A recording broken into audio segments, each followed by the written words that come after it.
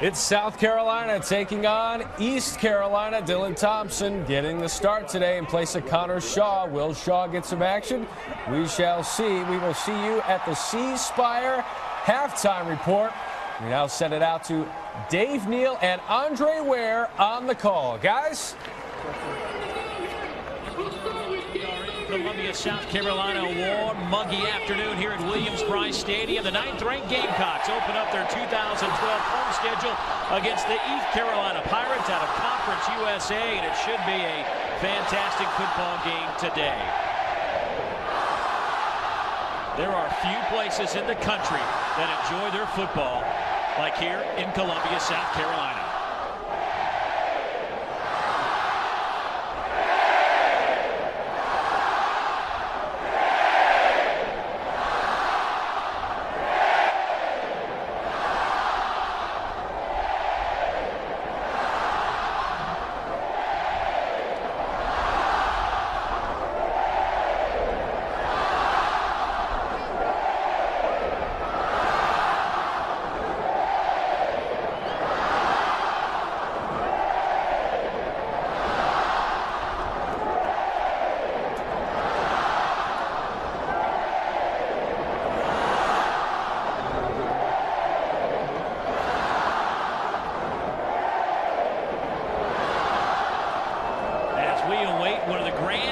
In college football, we will come to the booth. Dave Neal alongside my partner Andre Ware. And Andre, as we get ready for this one, obviously this South Carolina football team coming off 11-win season a year ago, high expectations. Is this a club that can win an SEC championship? I think so. Defensively, they're as talented as any team in the entire SEC, and they've got a couple of defensive ends that can come after you. Devin Taylor and Jadeveon Clowney, he was one of the #1 recruits in the entire country a couple of years ago. That's where it starts for South Carolina. Then you talk about the running game and Marcus Lattimore. Boy, you have got a good, solid football team and foundation. One of the great entrances in all of college football.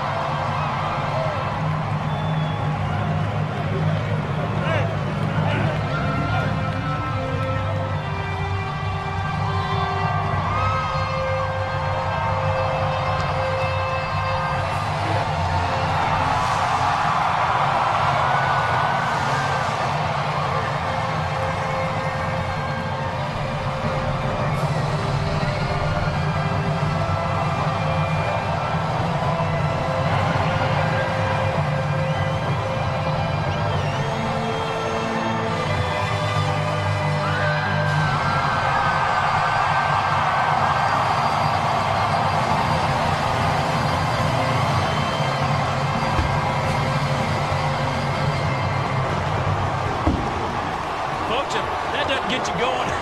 I'm ready to run through the smoke. Let's go hit somebody, do something.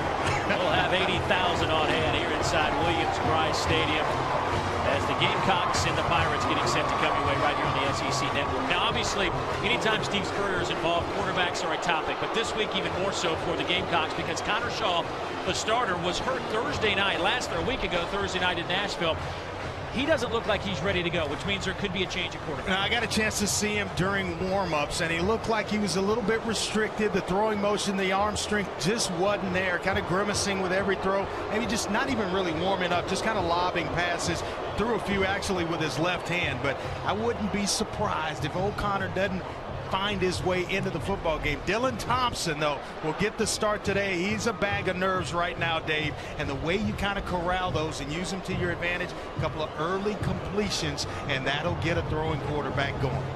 Dylan was 0 for 3 with a couple of sacks on Thursday in Nashville. However, he does have big number 21 in the backfield. Always an asset to have him. He looks like he's back over 100 yards against the company. Yeah, he looks like his old self again, making cuts. They use him on speed sweeps. They like to get him downhill. Marcus Lattimore is as good as there is in the entire country. They struggled a little bit offensively last week. Look at those numbers. He carried the Gamecocks, put him on his back, and they finally won the football game against Vanderbilt. A tough test. They'll have another one today today, and he'll be relied upon again. Yeah, this East Carolina team, no pushover. They win their opener against Appalachian State at home, but the last 3 times they've been to Columbia, they have walked out of here with a victory. So East Carolina knows what it takes to win here in a hostile environment. Now back to the quarterbacks. For more on that, let's go down and check in with the third member of our team, Kara Capuano, who's down on the sidelines. Well, guys, Gamecocks head coach Steve Spurrier told us yesterday that Dylan Thompson has great potential. He has an arm and can make all the throws. However, the key is going to be building his confidence by having success with some early completions in the game. Spoke not long ago to quarterbacks coach G.A. Mangus. He told me that Thompson is very similar in work ethic and preparation to Connor Shaw. But Andre, as you know, the difference for a quarterback is live reps. Thompson had a chance to practice all week, take snaps with the #1 team, but will it show up today in the game? Well, Dave, you know as well as I that you cannot simulate game speed in a practice setting. And Dylan Thompson's going to see it coming full speed and a lot faster than he has in a couple of practice settings. So it's how he adjusts early in this football game and will lead to the success of South Carolina offensively.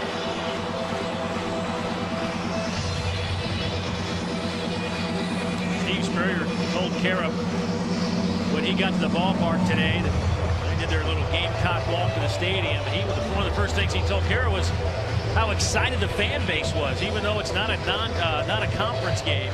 He felt like the fans were into this one, ready to get this home schedule started here in 2012. High expectations for South Carolina once again after an 11-win season back in 2011, the best year they have ever had in terms of wins and losses here for the Gamecocks.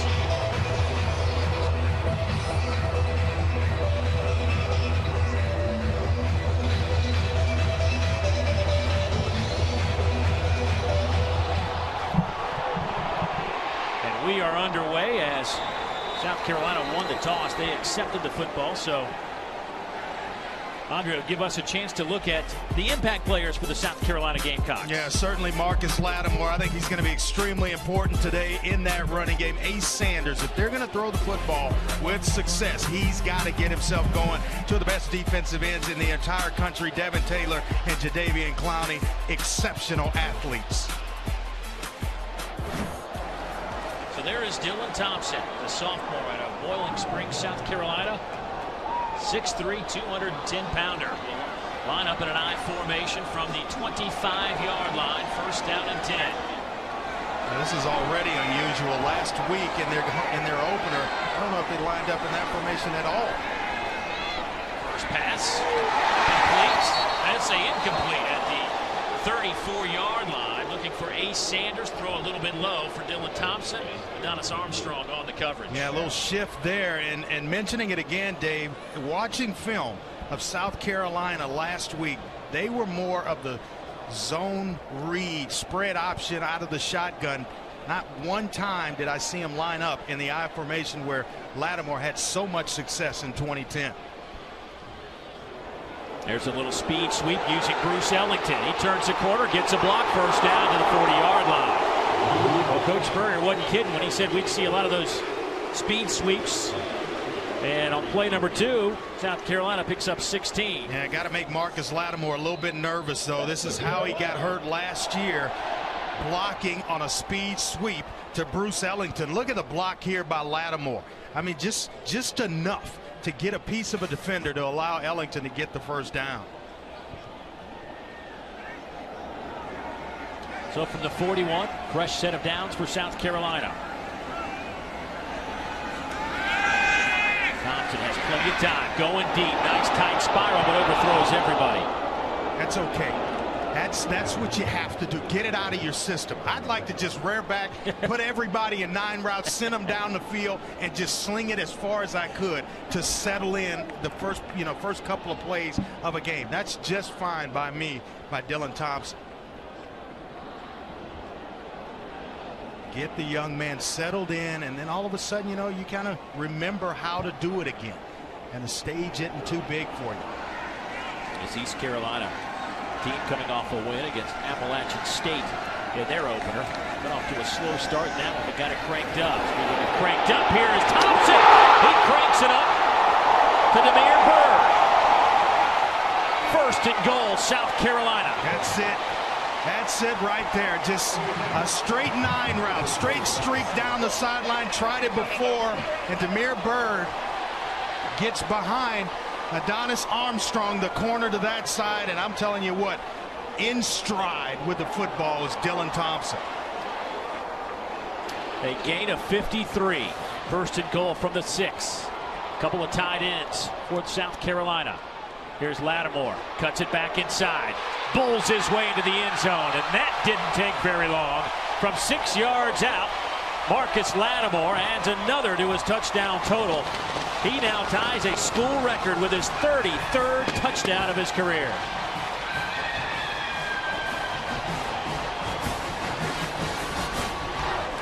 You know what being injured does, Dave? It allows a guy to come in the football game and perform. And all of a sudden, Dylan Thompson might actually give Steve Spurrier a little bit of that old stuff that he used to like to do in the fun and gun, being able to throw it around a little bit. Never wanted to get injured. Adam Yates to attempt the point after. He does so. And South Carolina leads 7-0. Well, Dylan Thompson incomplete on his first pass, then aired it out on his second. His third was a Butte for 53 yards. That set up the Marcus Lattimore 6-yard touchdown run. South Carolina out front, 7-0.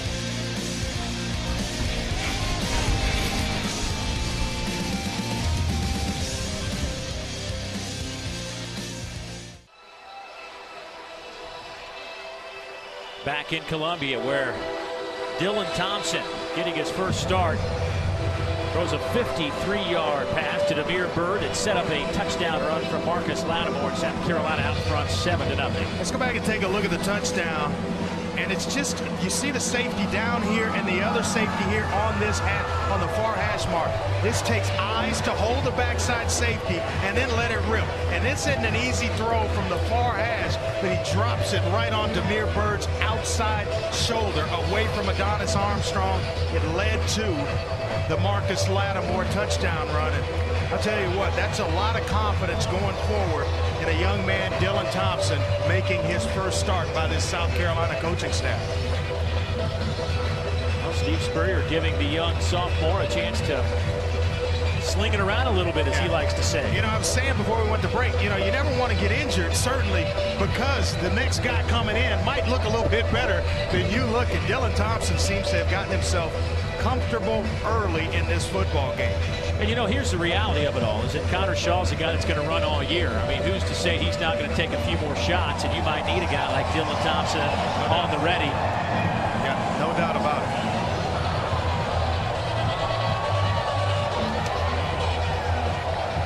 So the Gamecocks will kick it away.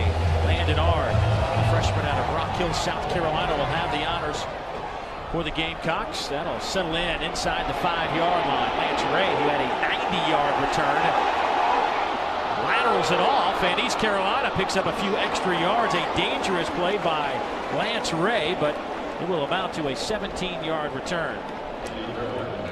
Take a look at East Carolina impact players, and Rio Johnson is a guy certainly a lot of attention focused on this new starter. Yeah, they're going to sling it around a little bit, and he is the guy in the passing game. He looks comfortable. First-year starter himself that can really lead this East Carolina offense. And Jeremy Grove, he's the guy that defensively for East Carolina is going to have the assignment of trying to limit Marcus Lattimore. Reggie Bullock will line up in the backfield alongside Rio Johnson out of Atlanta, Georgia. Here comes some pressure right away. First pass behind the intended receiver, Reese Wiggins. And already Rio Johnson was introduced to a couple of garnet jerseys. Yeah, pressure in the face of Rio Johnson. Get settled in and get used to it, because when you show certain formations, South Carolina, if they are going to come after Shaq Wilson with pressure already in the face of Rio Johnson. Second down and 10. We'll throw it again. This time he does hit Wiggins, and he breaks free and gets the first down out over the 30 to the 31-yard line. A gain of 12 on the play. Yeah, working against Victor Hampton. He gave him an inside move after a little hitch on the outside, a 3-and-1 set with the receiver on the backside. And Hampton is actually South Carolina's best cover man. Quick pass to the far side. That was nearly picked off. Justin Hardy with the reception picks up 6, but Devontae Holloman looked like he almost had a pick 6. Let me tell you something about Justin Hardy. When I watch film on East Carolina, that's the guy that flashes right there, and you see why. Exceptional athlete who's just a sophomore. He could give South Carolina fits all afternoon. 64 grabs a year ago for the sophomore receiver. He had 6 receptions last week and a touchdown catch. Out of that pistol formation. Ball handed off left side. Michael Dobson will get just a yard against that front 4 of South Carolina. This defense from South Carolina can be nasty. You see Devin Taylor there, Jadeveon Clowney. They go 6'8" and 6'6" at defensive end, and you're talking about fantastic athletes. Reggie Bullock back in the game. In the backfield. Along with Dobson. Johnson will split his 2 tailbacks on 3rd down. Pass is batted away at the last moment. It'll be incomplete. Jimmy LeGray, the junior, has really gotten better. Talking to the defensive coaches and defensive coordinator Lorenzo Ward at tackling in space. When you face a lot of spread option teams and passing teams, you're out there by yourself at corner, and you're going to have to make those tackles in space, and he has improved in that department.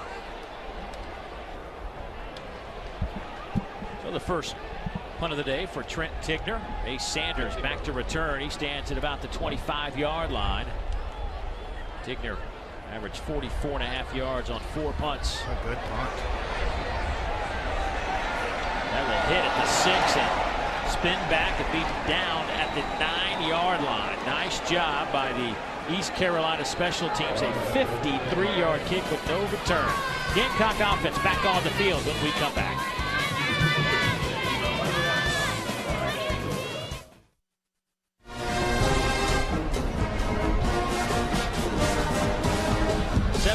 South Carolina leads East Carolina. 11:52 to go in the opening quarter. Now make sure you join us at halftime as we announce this week's winner of the Honda Generators Tailgate Giveaway. Each week we'll be awarding a brand new EU 2000i generator for the fan with the best tailgate. Simply send us video or picture showing how you tailgate for your chance to win. Log on to ESPNplus.com for more details on how to enter. And let me tell you something, folks. They have new tailgating areas around Williams-Brice Stadium that are absolutely fantastic. You want to talk about fan-friendly ballpark? You got one right here at Williams-Brice. Yeah, everybody's up close and right there, and great tailgating. Lattimore will get it out over the 10. Pick up 4 yards. Kyle Tudor, one of those linebackers, brings him down. You're out of Augusta, Georgia. He can really run with some thump. 6 foot, about 220 pounds. You get him coming downhill, he could make it a long afternoon for a defense. 2nd down and 6.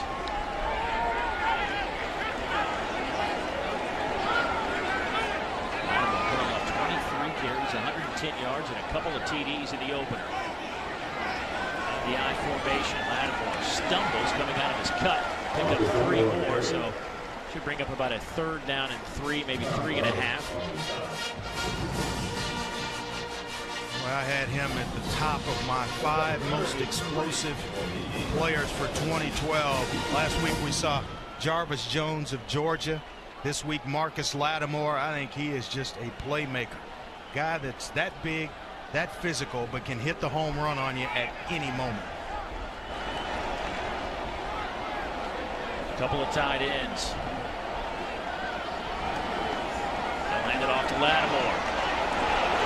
Didn't get it. Maybe a half a yard. Needed 3.5. Leonard Paulk steps up to make the play for the Pirates, and that'll bring up a punting situation for the Gamecocks. And I think a nice job of taking care of the football. You don't want to put Dylan Thompson in a situation where you turn it over this far into your own end of the field, and then all of a sudden East Carolina's looking at easy points. Run the football, try to make something happen with Marcus Lattimore, and who says that punting the football is the worst thing you can do?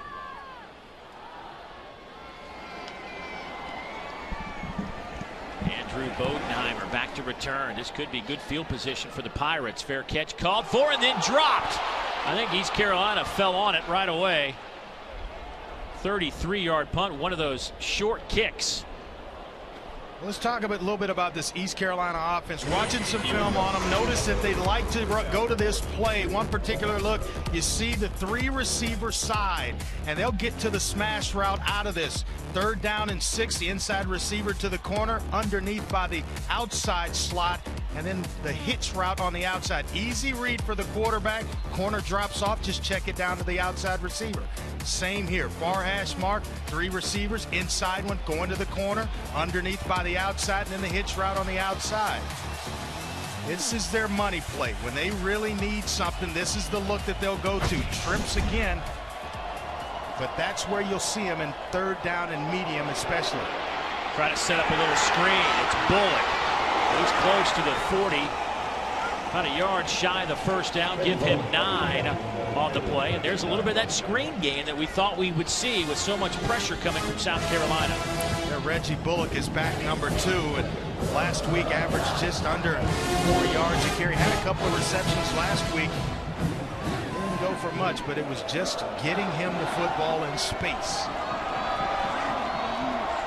2nd down and short.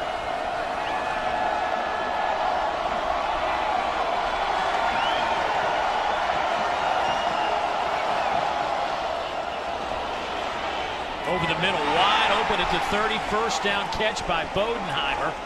That's a gain of 10 down to the 30-yard line. Yeah, Bodenheimer's kind of the team's possession type receiver, little slant route, and waiting till the 2nd window's Rio Johnson, where it really opens up for him to slide the football right in there to Bodenheimer.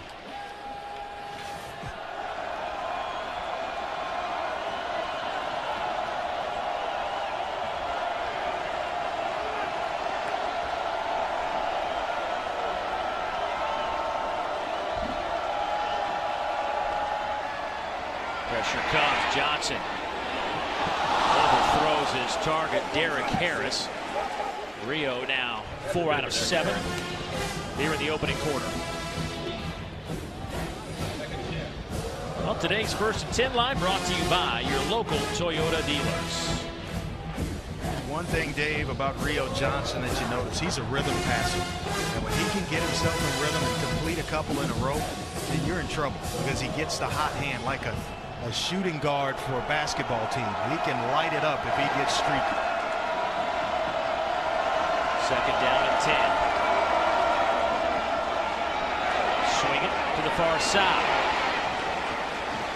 And Tavius Cooper's popped out of bounds by Jimmy Legree. Only a couple on that play.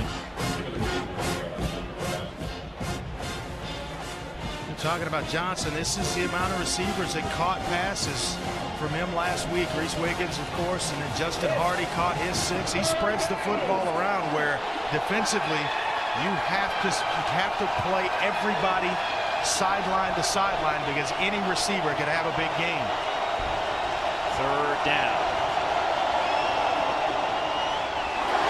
Too much zip on it by Johnson off the fingertips of Danny Webster, and see if Ruffin McNeil will bring out his kicking unit, and he will do so. Well, Lorenzo Ward said 3rd downs and long, you can just about guarantee that he is going to dial up pressure. And any down and distance for 2nd and long, 3rd and long, here they come. And it's going to force Rio Johnson to make quick decisions, get the football out. And there's South Carolina. They win on 3rd down. 46-yard field goal from Warren Harvey on the way. He was 0 for 2 in the opener, and the start of this season not going very well for Warren. He's now 0 for 3. He has missed from 51, 46, and 35. There is Ruffin McNeil, now in his 3rd year back at his alma mater where he grew up playing some college football. Of course, a lot of people remember him as the guy that took over for Mike Leach at Texas Tech on an interim basis a few years back.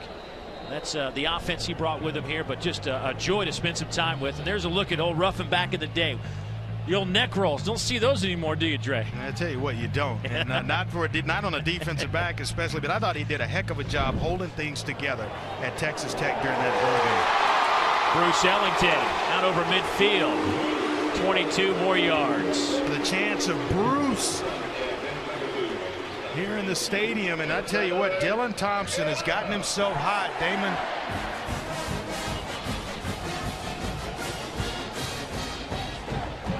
The guys in the safety there gets himself beaten.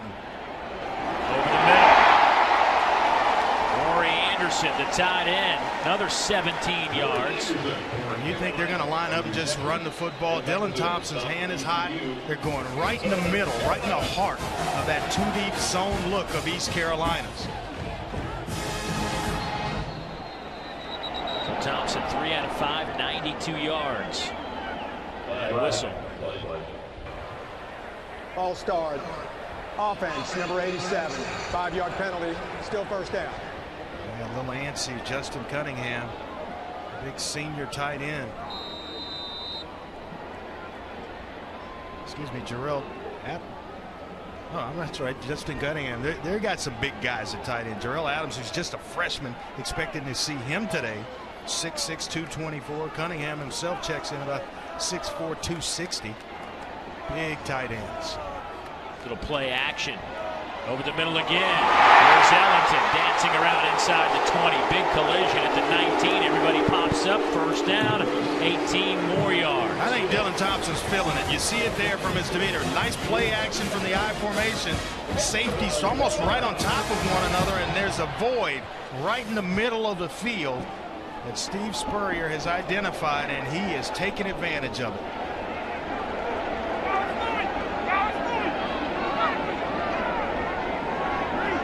In the slot to the top of the screen, but they'll hand it off for Kenny Miles.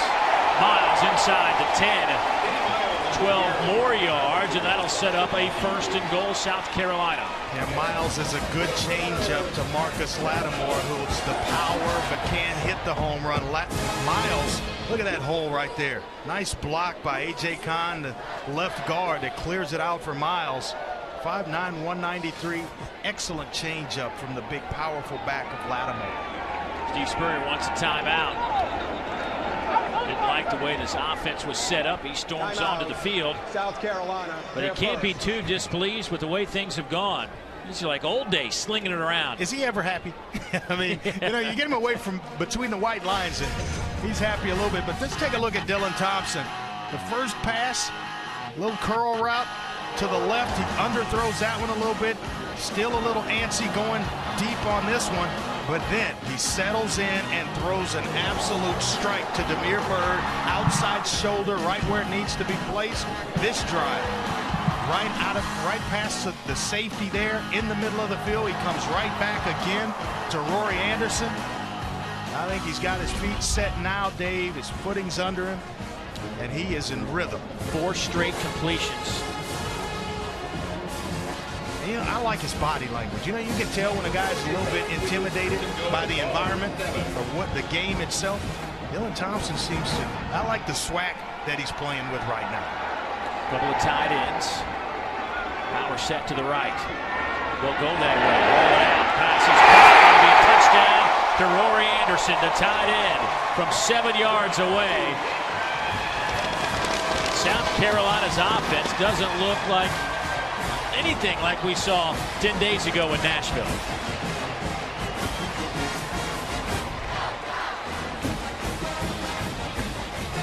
I tell you, he gives them the ability to spread the football around in the passing game, which they didn't have in week 1 against Vanderbilt. And then you add that with a mix it with Lattimore and then Kenny Miles in the running game. You got something special. Point after is up and good. Dylan Thompson, looking a little bit like Danny Werfel. Okay, that might be a stretch, but nonetheless, he is looking good. 4 of his last 4 for 65 yards and a TD on that last drive.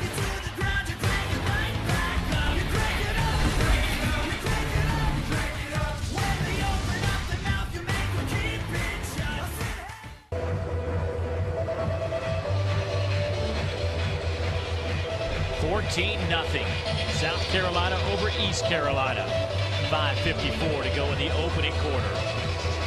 We've got a doubleheader coming your way right here on the SEC Network. And after this one, many of you will head out to Tuscaloosa as they welcome Western Kentucky. Alabama coming off that thrashing of Michigan on the opening weekend, 41-14. And did you see any weakness at all with the Tide? I didn't know. I didn't think. Actually, no, I didn't. And I didn't think it was possible that they could be as good or maybe better than last year's football team. But Nick Saban has done an outstanding job of recruiting and just replacing players from year to year. Defensively, they look every bit as fast as last year's defense.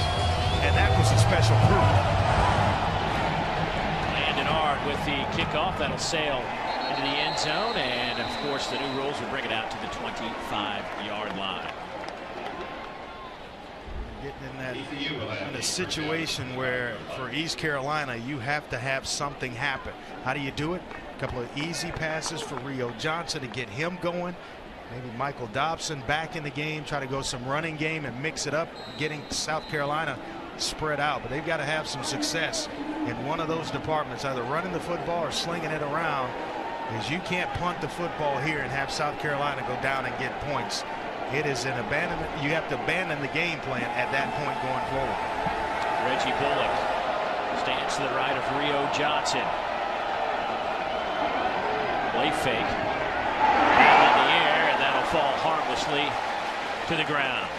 Looking for Bodenheimer, and that'll bring up second down and 10. And this is where Lorenzo Ward, the defensive coordinator in South Carolina, was telling us that 99% of the teams will generally, after an incompletion on first down, will run it on second down. But that's not the case with a team like East Carolina. No, because they're not afraid to throw the football. You know, they're in one of those running type formations right now, and as he checks to something else to get out of it, they want to have success on second down.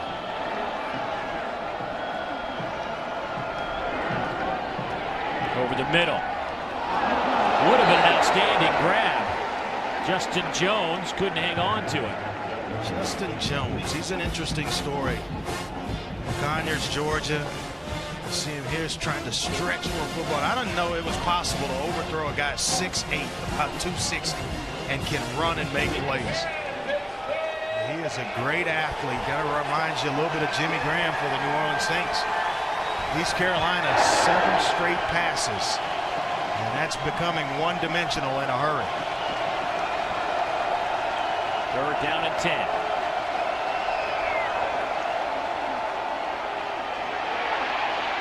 Johnson throws on the run. Hits the man we were just talking about, Justin Jones. He gets maybe 9.5 yards. Bryson Williams brings him down, but that's inside of a yard shy of the first down. Don't be surprised if you don't see Bryson Williams at some point in this football game around the line of scrimmage and blitzing. They'd love to bring him from the secondary. Ruffin McNeil gave it a thought to go for it, but backed up. I think it's a good decision. Punt the football. You're at your own 35-yard line. You don't make it, you're basically guaranteeing all the momentum to South Carolina and points to go along with it. Ace Sanders back to return the punt. Digner gets off another good tight spiral. Sanders takes it at the 20. And he is knocked out of bounds. We'll spot it at the 33-yard line, a 45-yard punt. We'll catch one of the premier bowl games featuring the SEC taking on the Big East in the BBVA Compass Bowl on January 5th. For more information, visit bbvacompassbowl.com today. Good look at Williams-Brice Stadium. Well, it is a packed house. And you talk about a crowd that was ready to have a home football game. Getting out around town, having dinner. It is, that's all you hear about. You can't wait till Saturday. And Thompson now, after missing on his first 2, he's hit 5 in a row, Dave, with a touchdown pass. 5-7, 117. That's all day to throw. Going up top. Looking for Shaq Rowland. It's incomplete. The crowd wants pass interference on Adonis Armstrong. May have gotten there a little bit early.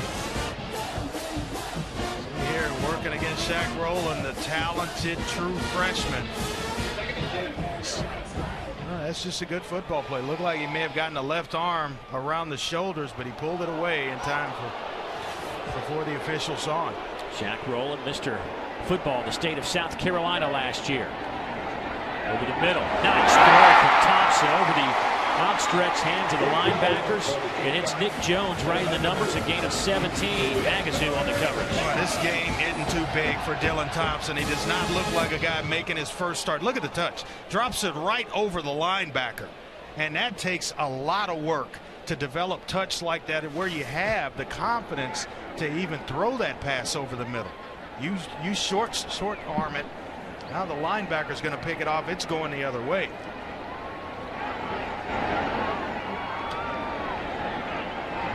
He'll fake the speed sweep, throw it to the wide side of the field, and well covered in a loose football. They will say he was down. Nick Jones made the catch. Lamar Ivy was there, and I think Ruffin McNeill would like this to be reviewed. You know what I like about the play calling right now, Steve Spurrier? He realizes that Dylan Thompson's hot, and he's giving him just about every throw. You saw the deep pass down the field intended for Shaq Rowland. He comes back over the middle with a nice touch pass there, a little swing route, just making you play all over the field. Ruffin McNeill just calls a timeout, Andre, and I think that It will be 30 seconds. And he wants this play to be looked at again, which is why he called the timeout. A chance to talk to his defense and give him a little rest on a muggy afternoon. Right here, the play's under review, wondering if that knee touches. It's down right there, and then the football comes out. So I think this one's going to be ruled down. That's the knee right there. The football comes out, so this one's going to stand as it was ruled on the field.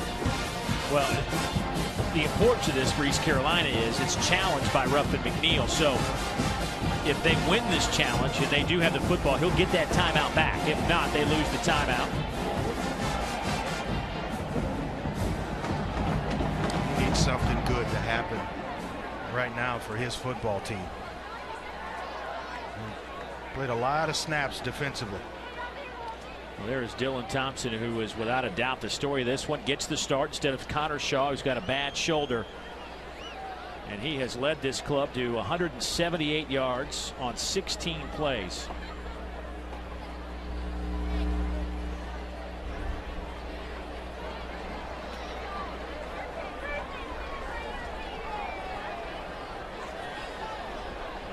Well, not quite sure what the ruling was. Couldn't hear the mic, but it will be South Carolina. Yeah, it's confirmed. The ruling on the field was confirmed, so it'll stay South Carolina's ball.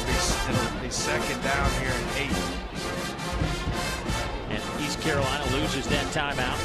Wayne Winkler, our referee. This is a Conference USA crew today.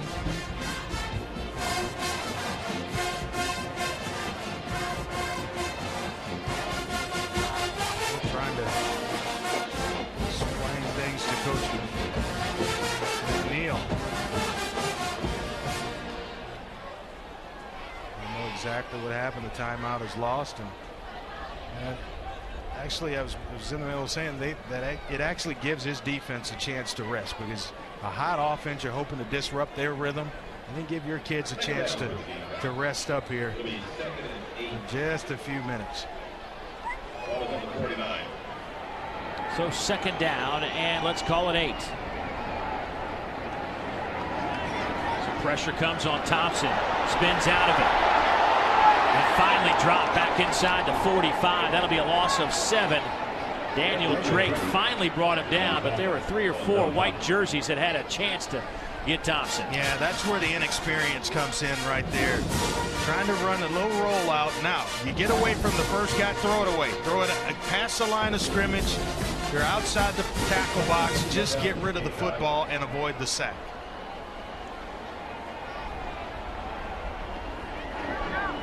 So now you're looking at 3rd and long, 3rd and 16.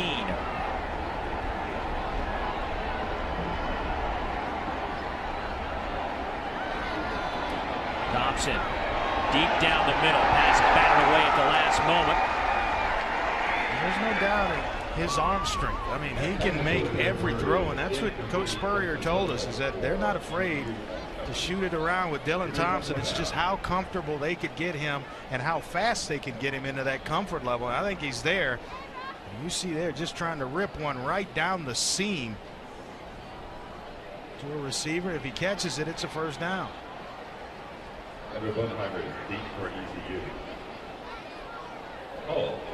Tyler Hole, sophomore, averaged 39 yards a kick in the opener. Had a long of 46 in that one. Spiral aimed toward the near sideline. Fair catch called for by Bodenheimer, and East Carolina's defense stands the test on that possession. A 39-yard punt, and the Pirate offense back on the field.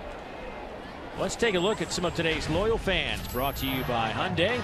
Go online and show your loyalty to your school at HyundaiShowYourLoyalty.com. Well, Andre, these fans, they are jumping up and down during a 5-6 win campaign. You give them 11 wins, they'll take it to a whole nother level, buddy. And a couple of seasons in a row, 11 wins, and Spurrier spoiling them a little bit. Now the expectation level has grown to an SEC championship type level.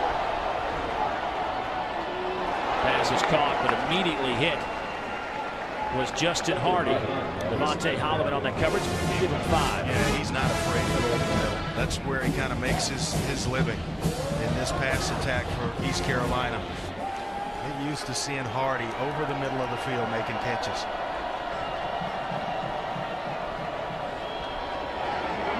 Johnson over the middle. It looked like he had Hardy around the 35-yard line, but overshot him, looking for Danny Webster. Well, with zone coverage, one of the few times that he's gotten it, and Lance Ray was sitting outside wide open. So what you do against zone coverage, you win with your eyes as a quarterback. Look the receiver Bodenheimer on his route, and then drop it off outside to Lance Ray, who's standing right along the sideline, right at the first down marker, wide open. Last week, South Carolina held Vanderbilt to 3 out of 15 on third down conversions. 10 straight passes by East Carolina. East Carolina 0 for 3 on third down conversions today, and another timeout taken by East Carolina. East Carolina, they're second. It will be 30 seconds. Let's go back and check out the previous play where it was intended for Andrew Bodenheimer. He's going to come on a skinny post route in here, but then outside, just sitting along the sideline, is Lance Ray. So what you do, zone coverage, take your eyes to the middle, and look at Ray right there, wide open. Right there's the first down marker. He's passed it, just give it to him. Nobody around it. Lance Ray, a transfer from Arkansas, played a freshman year at Arkansas, was a contributor for the Razorbacks, and went the community college route before finding his way to East Carolina. And he's one of those explosive type players. Had that 90-yard kickoff return in the opener. It's really an easy game, the passing game. You just got in zone coverage. You win with your eyes, taking and moving defenders. Very few times Rio Johnson going to see zone coverage against a Lorenzo Ward type defense. There are press coverage across the board right here. Pass dumped off to Webster. He'll be shy of the first down. Davian Clowney nearly had the sack on Johnson. Take a look at Clowney. Lined up at defensive end. You see him here. And you're not going to block him with a running back. Luckily, that football got out because you saw the big mitt going at the football. Another split second, and it's on the ground. One of my favorites in all of college football right there. Lorenzo Ward. Good, solid football coach. Rugby style kick. Get a nice East Carolina roll. And that'll go inside the 30-yard line. 44-yard kick, no return. There was Lorenzo Ward, who was on the staff a year ago, got bumped up to defensive coordinator when Ellis Johnson took the head coaching job at Southern Mississippi. And Lorenzo just seems like a perfect fit. Very aggressive defensive coordinator. Aggressive is not a word that you'd use with Ellis Johnson. Sound, fundamental football. More of a quarters type defense, and now the defensive philosophy or the mindset is it's come after you. Be aggressive. They will blitz you. They will come at you different ways. Not coming from the secondary on blitzes. They're usually right around the line of scrimmage. They say, hey, we're here, block us, but we're coming. Handoff goes to Lattimore. Not much happening there. Gain of 2. Let's head downstairs. Check in with Kara. Guys, I expect a healthy diet of Marcus Lattimore on this offensive series. The last 2 series for the Gamecocks, pass heavy. He got a nice rest, and I saw Steve Spurrier come back to number 21 in the break there and say, you ready to go, big fella? I think he is. Lattimore 5 carries, 16 yards. I'm going to go too long without giving 21 the football.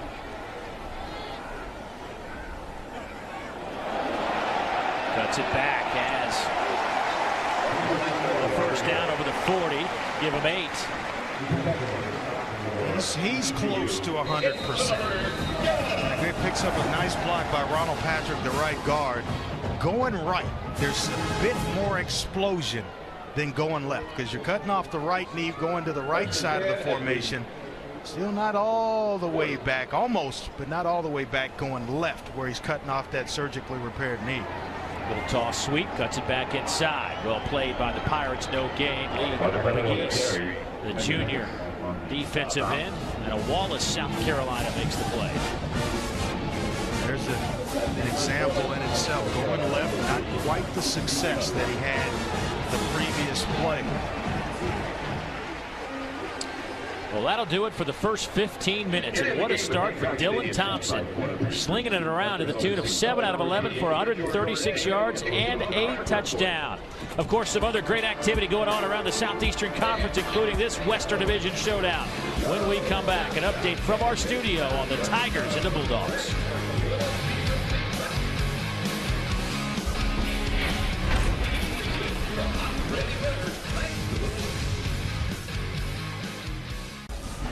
Matt Schick back in the studio. Some other action going around across the country. Ohio State in a fight against Central Florida. The Knights down 10-3. Blake Bortles to Justin Tukes. 1-yard touchdown catch, tied at 10 in the second. And Mississippi State hosting Auburn. Tyler Russell to Marcus Green, 30 yards. The Bulldogs with a 7-3 edge in the second. Well, that's going to be an interesting finish. Of course, last year, the great finish. You and I were on hand for an Auburn Mississippi State game. Yep. Chris Relf stopped at the 1-foot line as the clock hit zeros. We had a few Mississippi State fantastic finishes. Yeah. 14-0 here in Columbia as we start the second quarter. Thompson flushed out of that pocket, will get what he can and head out of bounds. Gain of maybe a yard. Run out of bounds. Darrell Johnson. I'd give him an A so far. You know, first start, taking care of the football. The only, red mark I'd give him was taking the sack instead of throwing the football away. There in about the middle part of the first quarter, but that is a nice start for Dylan Thompson. I mean, let's face it, he's 7 out of 11. South Carolina in the opening game against Vanderbilt was 7 out of 15 for the whole game. Now he'll run it as a first down at the 47-yard line. Not quite the runner of Connor Shaw, but picks up 11 and moves the chains. What a nice block by Marcus Lattimore. You're talking about an unselfish player right here. Freeze it right there. Look at that. That's the best player on your football team taking care of your quarterback. Now, it's not a knockout shot, but it's enough to allow Dylan Thompson to pick up the first down. Out of the I formation. Lattimore gets a couple to the 45-yard line, brought down by Rose. Big loss for East Carolina up front is Mikhail Brooks, their starting senior nose tackle, has a bum knee that he suffered in week 1, so he is not in there for Ruffin McNeil's defense in that 3-4 alignment. And that's a big loss when you lose your big body in the middle. Yeah, he had 2 tackles last week, and then he was a Conference USA on that all-freshman team a year ago. So big loss to right in the middle of that defense for East Carolina. And Thompson will slide down. Smart right there. Feet first.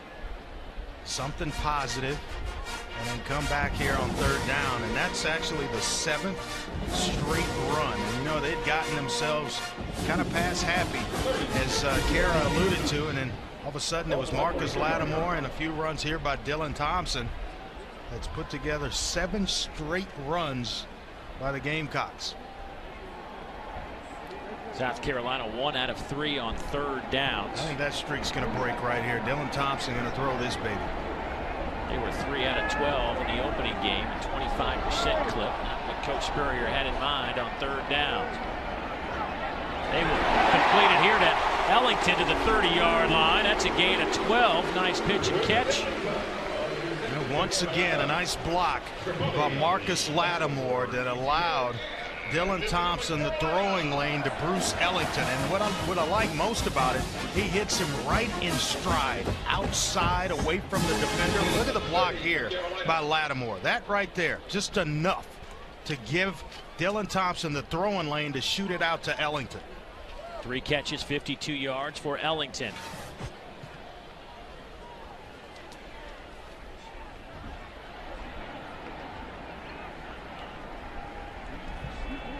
Over the middle, a little bit high. Looking for D.L. Moore, that 6'5" senior out of Bowling Green, Kentucky. Well, you know what this performance does for South Carolina? Coming into the game, receivers, they don't know about Dylan Thompson. How's he going to react in the game? So all of a sudden, he completes a couple of balls. Now everybody wants to get in the party. And the routes speed up, their confidence goes up in their quarterback. And everybody running precise routes, giving a lot of different looks and presenting a lot of different targets for Dylan Thompson. It affects the entire football team.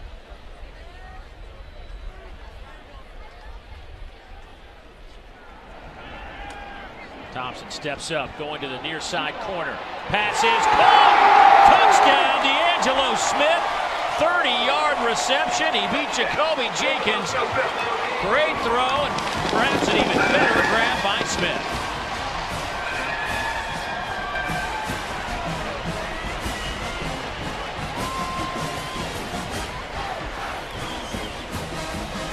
We're right here, just getting right down the field, throws one up, and D'Angelo Smith goes and gets it at its highest point against Jacoby Jenkins.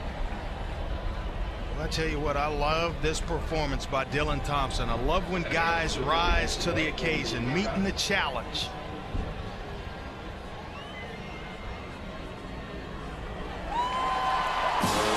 Going after is up and good. South Carolina clicking on offense. Dylan Thompson was 0 for 3 10 days ago in Nashville. I think he likes the friendly confines here at Williams-Brice. He's now 9 out of 14 with 2 TDs.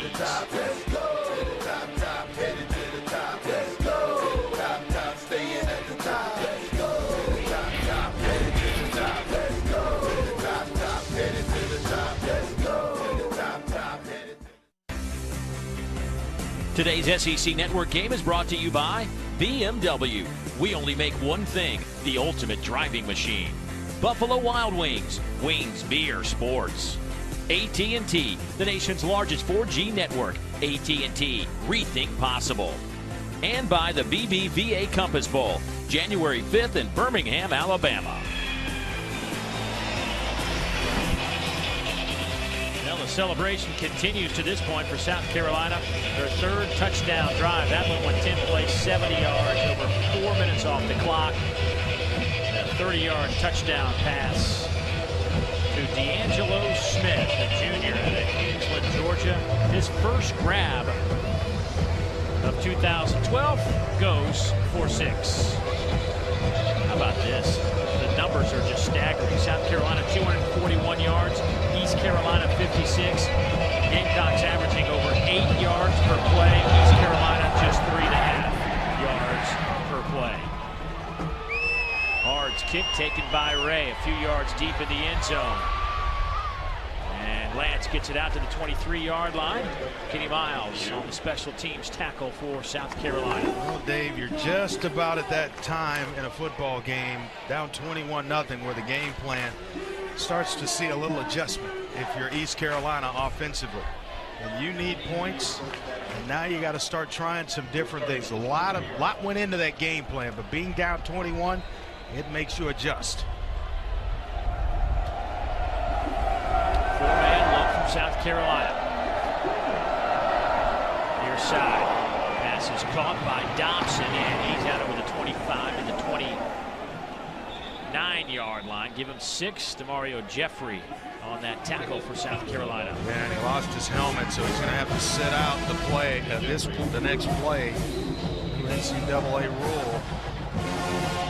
He's got to take a seat for one play when the helmet comes off. You know, most coaches we've talked to have said that they're in agreement with the rule. One guy that really went off on it this week was Florida State's Jimbo Fisher.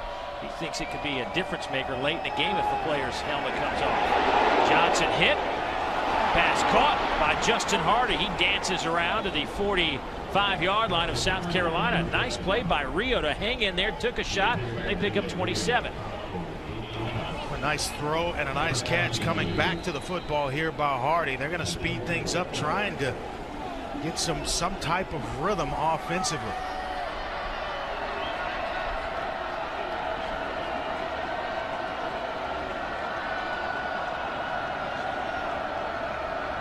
Johnson, quick throw again. Here's Hardy.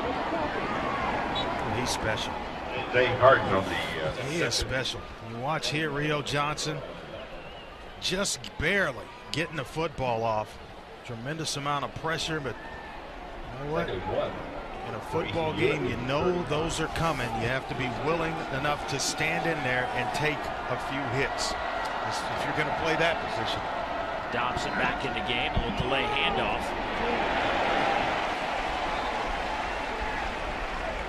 Boy, just about broke. But the reaction of Jadeveon Clowney disrupting things. He and Gerald Dixon Jr. in there. Watch Clowney get off the football right here. And he reads the draw play, which gets just enough of the jersey to bring down Dobson. Otherwise, it could be into the second level of the defense. Talented football player right there.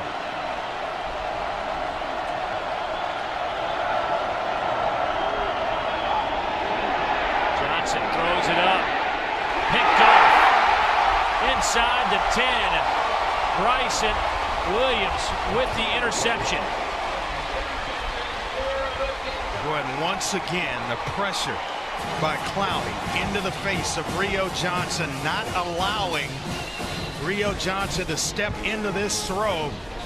The disruption there, the end result, Bryson Williams with the interception for South Carolina sets up the Gamecocks with the football already up 21-0.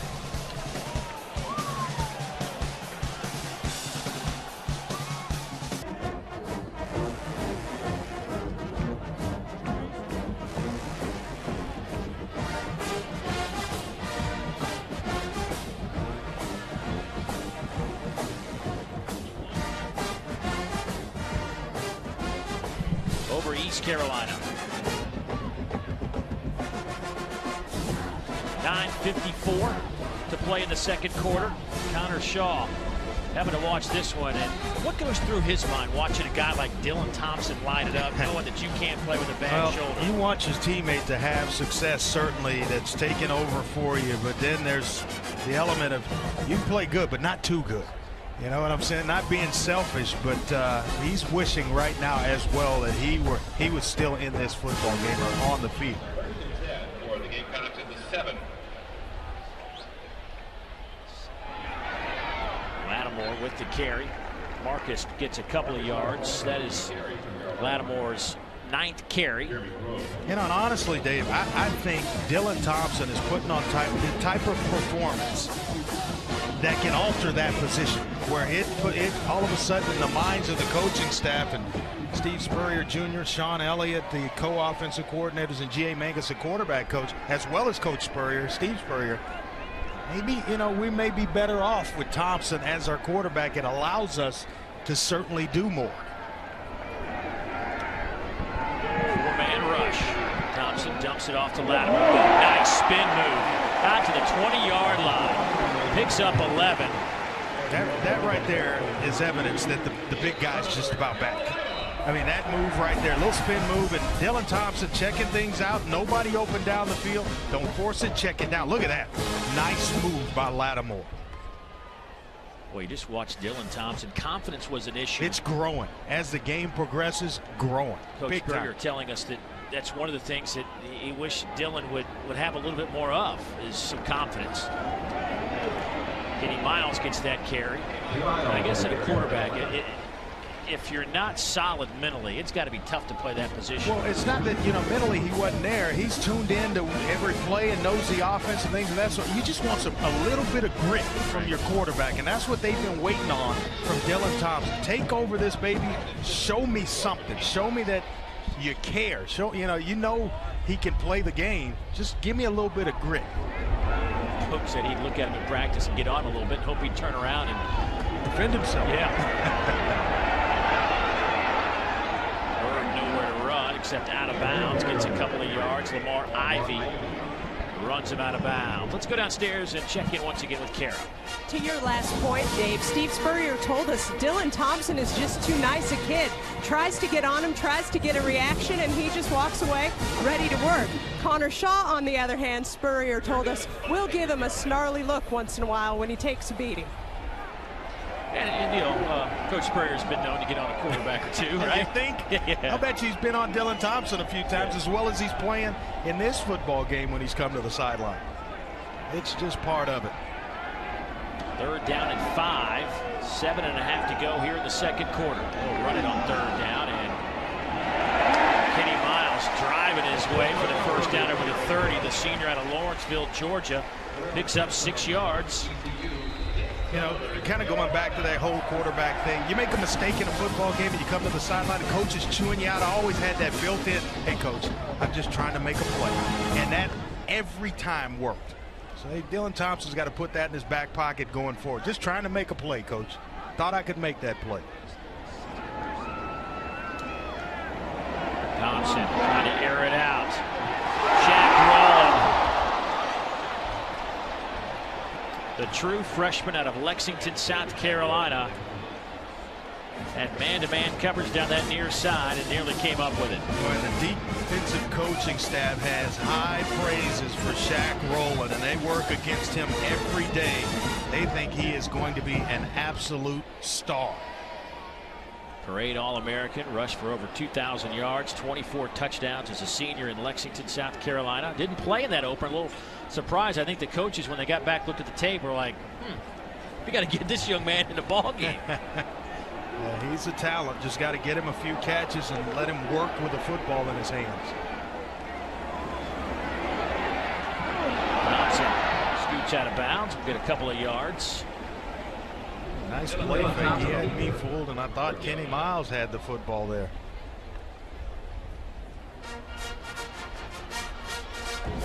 That glove on the left hand. And did you ever play with a glove as a quarterback? Never. Not even when it was cold, wet, anything. It's just I wanted to feel the leather of the football. Thompson trying to catch his breath a little bit. Looks a little winded after the scamper to the right side. Third down and 8. South Carolina on third downs today. 3 out of 5. Thompson scrambling around, has a man. It's shook free, and passes caught but out of bounds by Rory Anderson. And just out of bounds. I thought he was going to be able to get 1 foot down, and it was just on the sideline. This job buying some time and keeping your eyes down the field, and look at the left foot right there. Just on the sideline.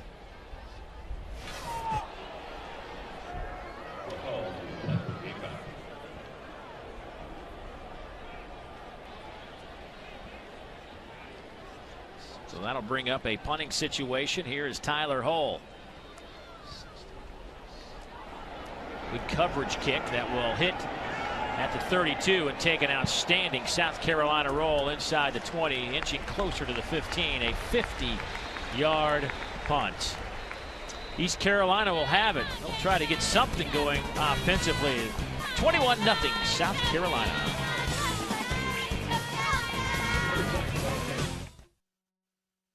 Let's go to the top, headed to the top. Let's go.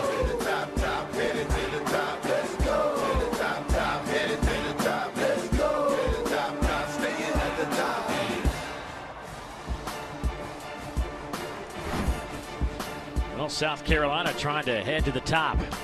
Ranked 9th in the country, got off to a good start. Wasn't a pretty game, but as Coach Spurrier said to us over and over again, the end result was a win, and a conference win at that in their opening game. Offense a little bit more settled in here in week number 2.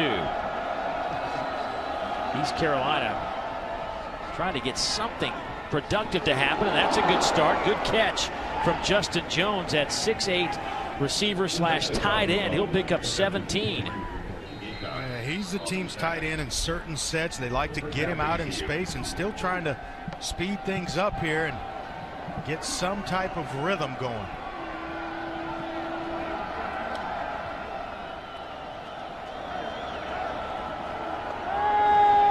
Johnson stands in the pocket. Another strike.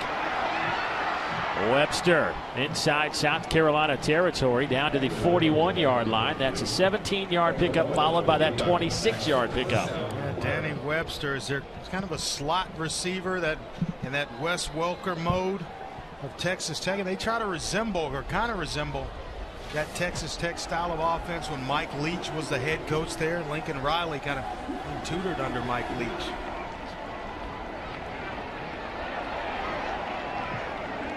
Arrington with that catch, and he moves it inside the 35, 6 more yards. You mentioned Lincoln Riley. He was the wide receiver coach at Texas Tech when Mike Leach was running the show, and they brought that exact offense over here to East Carolina.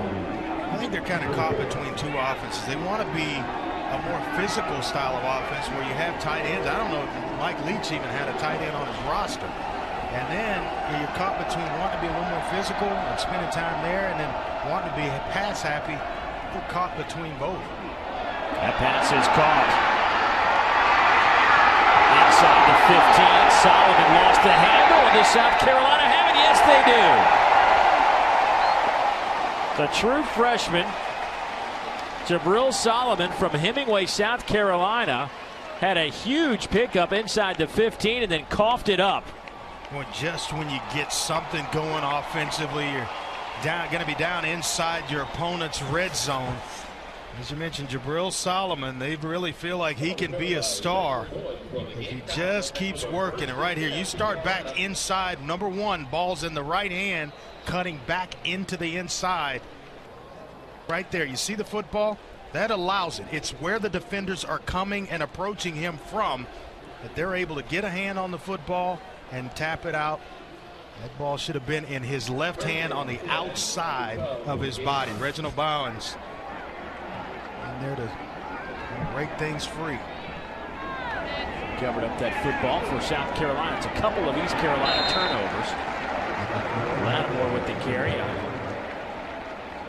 Bruising 5 yards for the junior tailback. Justin Dixon in on that tackle. Lattimore now up to 10 carries, 33 yards. There's something to keep in mind. If they're able to get themselves off the field here, plenty of time to get a score going in to halftime.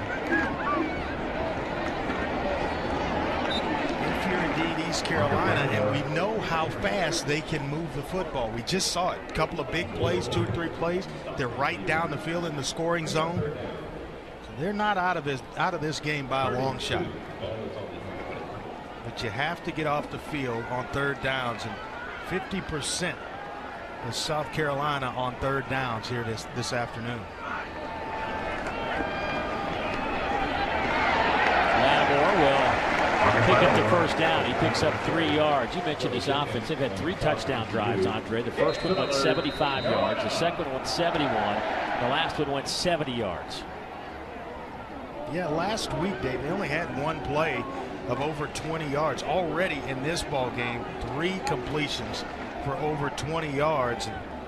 It's just outstanding. All day to throw. Out over the 35 to the 37 goes Rory Anderson. Gain of 15. The confidence of Dylan Thompson still growing right here, sitting in zone coverage, reading it out.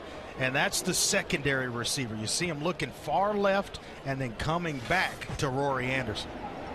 6 different players have picked up a reception today. Ace Sanders out of bounds with his first, so you can make it 7 Gamecocks with a pass catch today. Today's 1st and 10 line brought to you by your local Toyota dealers.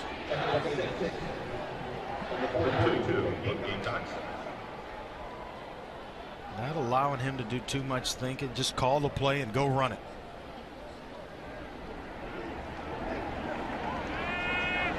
High throw. Sanders at 5'8", needed to be 6'5". Didn't work. Thompson 12 of 19, 208 on the afternoon. That'll stop the clock at 2:46 to go before halftime. This has been all South Carolina. Third down to Carolina. East Carolina, by the way, 6 drives today, 3 punts, a missed field goal, an interception, and a fumble.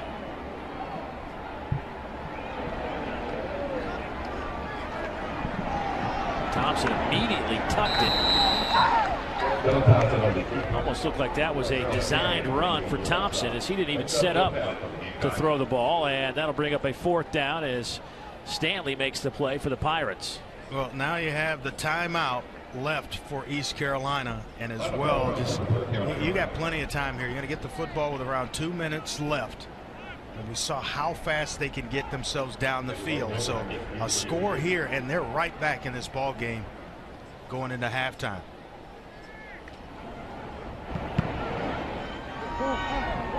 Bodenheimer calls for a fair catch at the 20-yard line, and the Pirates will have 2:02 on the clock. 38-yard punt. Rio Johnson and this Pirate offense stuck in the mud here in Columbia. See if they got a 4-wheel drive and get them out.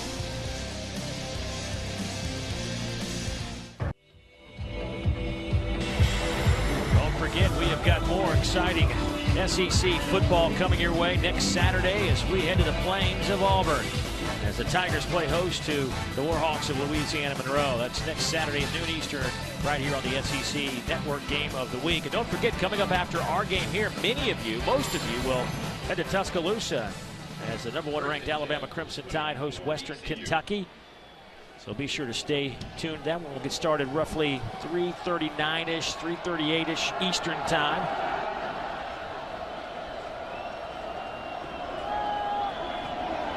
Johnson on 1st down. Pass is caught near the 30. That'll be a 9-yard pickup to Justin Hardy. Let me tell you, he's got next level stuff. Justin Hardy is about as complete a receiver as I've seen in a long time. Comes back to the football, fabulous out of breaks, and not afraid to go over the middle and make catches. 5 catches, 56 yards for Hardy. Inside handoff to Ventavious Cooper, trying to pick up the 1st down. They'll get it. That'll stop the clock for a moment with 1:28 to go before halftime. It's a play I thought that should have been run earlier in the football game, almost giving South Carolina's run defense a little bit too much respect. It's only the 2nd run of this football game for East Carolina. Excuse me, the 3rd. Trying to set up a little middle screen, and it's picked off.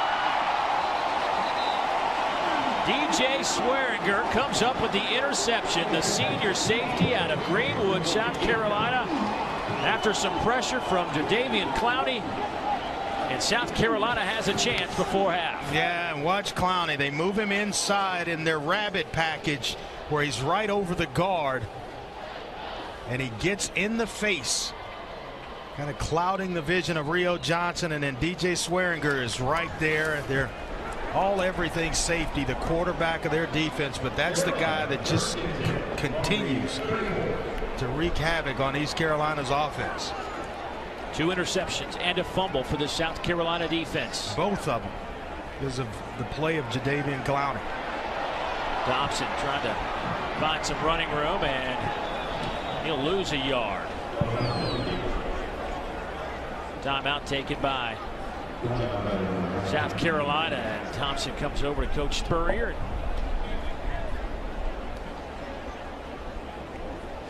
A pat on the chest for his quarterback, getting the start today.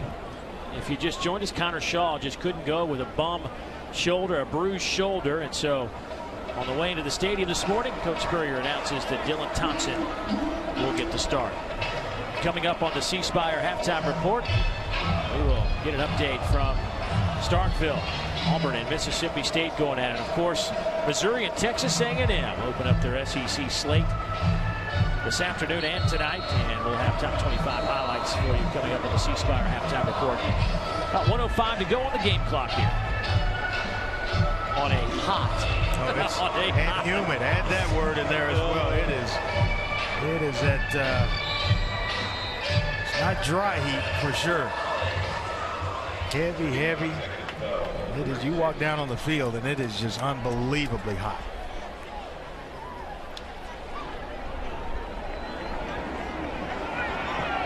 Thompson sets up a screen to Lattimore, and he is hammered by a couple of white jerseys. That didn't take long for the Pirates to read that one out. Johnson led the charge. And he's their best pass rusher from the outside. And he moved from defensive end to outside linebacker. And their new 3-4 look and can just make some plays. Here's Ellington trying to make a play. We'll get it down to the 26-yard line. That's a gain of 11, but he's about 3.5 yards shy of the first down. Maurice Falls with the tackle. Well, maybe you think about going for it here. Adam Yates is a new kicker for South Carolina. Coach Spurrier going to go for it. Near side pass is caught by Jones and then dropped. Started to run before he had complete control, and Coach Spurrier just took his headset off, and it was there. Well, I mean, it was there. Nick Jones, who caught a pass earlier in this game, he had the first down. Just could never secure the football. Coach here, nice play call. You get Cunningham out in front to block, and really didn't even need the block if you just start upfield. But first things first. That's why you catch the football right there with your hands. You allow it to get to your body and chest. Young receivers watching, that bad things happen, and there's a good example. 13 seconds to go before halftime. I gotta think overall, Coach Spurrier, we will find out in a moment when Kara catches up to the head coach. I gotta think he's more than pleased with the performance of Dylan Thompson. Justin Hardy picking up some yardage, and that'll probably do it for the first half here in Columbia. A good 30 minutes of football for South Carolina. They rack up 304 yards of offense, 216 through the air. A couple of touchdown strikes from Dylan Thompson, and the Gamecocks lead at 21-0 here at home in the opener of 2012. Let's go downstairs, check in with Carol. Coach, what's your first half assessment of Dylan Thompson? We've punted 5 times, had a lot of opportunities, but we've hit some balls too, so we're ahead, but I wish we were playing a little bit better here in the second quarter anyway. What specifically would you like to see in the second half? Block somebody, run a little bit better, no sacks, things like that. Our defense is getting some turnovers, but other than that, they've actually moved the ball pretty decently on us. We'll watch for it. Thanks, Coach. Dave, he's never satisfied. Never. And that's why Never. he is the second winningest coach in the SEC. 117 conference wins, only trails Bear Bryant. First half is in the books. South Carolina leading it by 3 touchdowns. Time for us to head to our studios. Matt, it's all yours. Williams-Brice Stadium, 21-0 our score. As we are moments away from third quarter football, South Carolina with 3 long scoring drives over 70 yards to take this 3-touchdown lead. Dave Neal, Andre Ware back alongside. Obviously coming into this one, the storyline was Connor Shaw. Could he go with a bruised shoulder or not? The answer to that was a definitive no from the coach about 10 o'clock this morning. So Dylan Thompson gets his first start. Assess his play. I tell you what, it was near perfect. I said during the first half that the only red mark I would give him was basically taking a sack when he could have gotten rid of the football, but he's been on time and in rhythm. Placement of the football here on the deep ball has been near perfect. Getting the ball out on time when the receivers are coming out of their breaks. You see again the placement of the football for a guy making his first start has been exceptional, and I know it's been a pleasant surprise to this South Carolina coaching staff. Now defensively, a goose egg on the board, and Jadeveon Clowney has just really made an impact in this one. Yeah, he really has. I thought he caused both interceptions, not allowing the quarterback to step into throws, which they came up a little bit short, and all of a sudden the end result was an interception by South Carolina's defense. But he's been disruptive. He's been all over the field today in the face of Rio Johnson for most of the first half. Well, as far as East Carolina goes, they just haven't been able to sustain anything. They've had a couple of big plays, but they always seem to sputter out. What do they need to do to keep some momentum offensively? Believe it or not, trailing 21-0, they need to run the football, because when you can make a team one-dimensional, the way Lorenzo Ward, South Carolina's defensive coordinator, has, now it's easy. Now you know exactly what they're going to do. Got to run the football with some success. In the first half, only 3 rushes for 6 yards for East Carolina.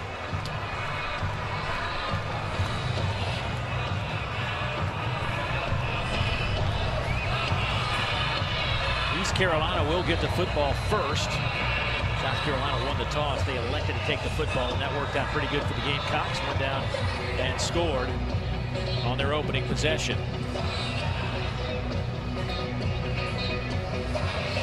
Landon Ard will have the honors of kicking it off to start the second half. Made one of those Lance Ray 90-yard kickoff returns right here. This would go down the books as 100 if he can find some room. Not going to happen. He stopped shy of the 15-yard line. And that's one of those things you got to make a decision now with the new touchback rule out to the 25. Look at our Crystal first half stats. Nothing like a Crystal.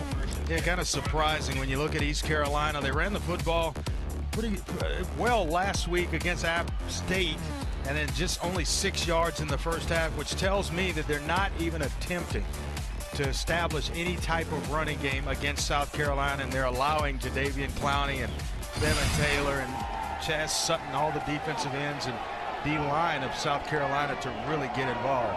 Shane Carton will get the start here in the second half to replace Rio Johnson. Of course, it was a 3-way battle for that quarterback job, and Jadeveon Clowney first play in the second half. I think this is a mistake. I think Rio Johnson's fine. The 2 interceptions, he can't step into throws, and I don't know that I fault him on that. You go to the offensive line, solid statistically when you look at it, other than the interceptions, which I don't believe were his fault. 17 of 26, 187. So I don't know about this move.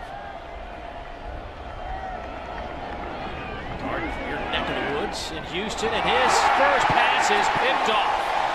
Shaq Wilson, the leader of this defense, the senior out of Jacksonville, Florida, comes up with the pick, his second of the young season. Unless the guy is just awful. And Rio Johnson's performance in the first half, I thought, was far from anything that resembled awful.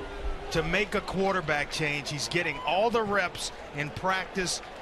Coming into this game, I thought he was throwing the football well. The last couple of drives, they go right down. Is it his fault that a freshman receiver fumbles the football when they're driving? No. I think he deserves the right to come out in the second half and play, and I don't agree with this move whatsoever. South Carolina with outstanding field position inside the 30 of East Carolina. Thompson hit as he throws to the corner of the end zone. Pass is dropped out of bounds, incomplete. Let's go downstairs, visit with Kara.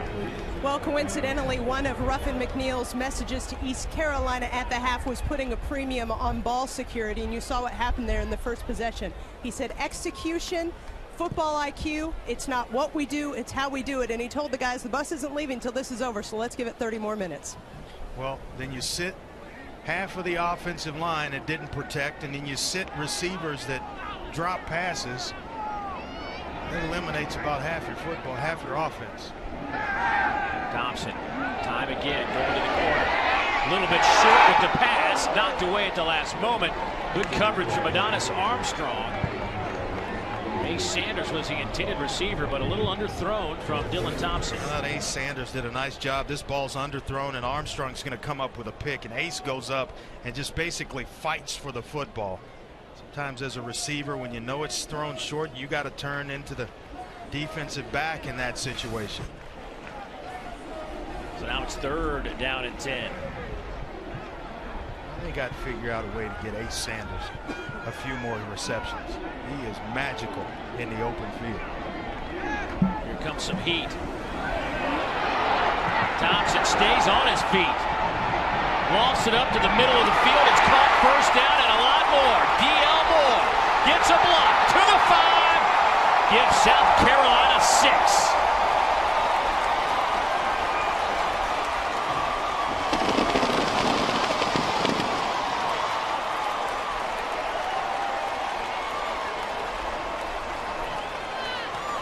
Dylan Thompson kept it alive for the Gamecocks to put another touchdown on the board. Well, you had a shot at Dylan Thompson. They bring the pressure off the edge by the outside linebackers, and you got to wrap up. But how about this? Keeping your eyes down the field to find D.L. Moore, and what I like most, freezing. That block by Justin Cunningham peeling back allowed for D.L. Moore, to get himself into the end zone. Excellent block right by Cunningham, the big tight end. He's thrown, Dave, a couple of those today. Boy, loving it right now. I'm telling you, there will be some decisions going into next week of who's going to be the quarterback in South Carolina, and some tough ones. My bet, it's Dylan Thompson going forward. Justin Dixon was an injured East Carolina player. He gets up and walks off under his own power to that East Carolina sideline. Looked as though East Carolina had Thompson wrapped up in the backfield, but Dylan, with the word I love, the escapability. Just enough of it. Just enough. You don't have to run 4-4 to play that position. Just move around a little bit. After up and good for Adam Yates and company, and it's 28-0. You know, South Carolina scored their opening touchdown in 1 minute and 13 seconds. This one was 1 minute and 16 seconds. We'd like to recognize our friends at Allstate for their charitable contributions across the country. Since 2005, Allstate has donated more than $2.6 billion through the Good Hands Field Goal Net program to benefit University General Scholarship funds. I like that when you have players making plays, Dylan Thompson having fun, but the unsung heroes really get my attention. Big Justice Cunningham, the tight end, coming back throwing blocks. I love stuff like that. You're not getting the football, you're unselfish, you're playing for the team. Dylan Thompson today is 15 out of 26, 245. And, you know, 3 touchdowns and no picks. The reason why I say I think it's going to be Dylan Thompson moving forward, it allows South Carolina to be more like Steve Spurrier type teams. And they go to the spread option, zone read when it's Connor Shaw. This is what Steve Spurrier, this is where his expertise lies. Throwing the football and then mixing with Marcus Lattimore. Or you can predominantly Marcus Lattimore. Lance Ray with another chance, this one from the 3. Ray out over the 15, out to the 17-yard line. Just a 15-yard return. Some excellent coverage from South Carolina's kickoff team. Let's take a look at Dylan Thompson. You think this guy's having fun? How about a few celebrations, a few dance moves, fist pumps, getting the crowd involved? And he is engaged in this thing, and all of a sudden everybody's feeding off his body language. Not one time have I felt since he completed that long one did he not have the confidence to finish this thing off.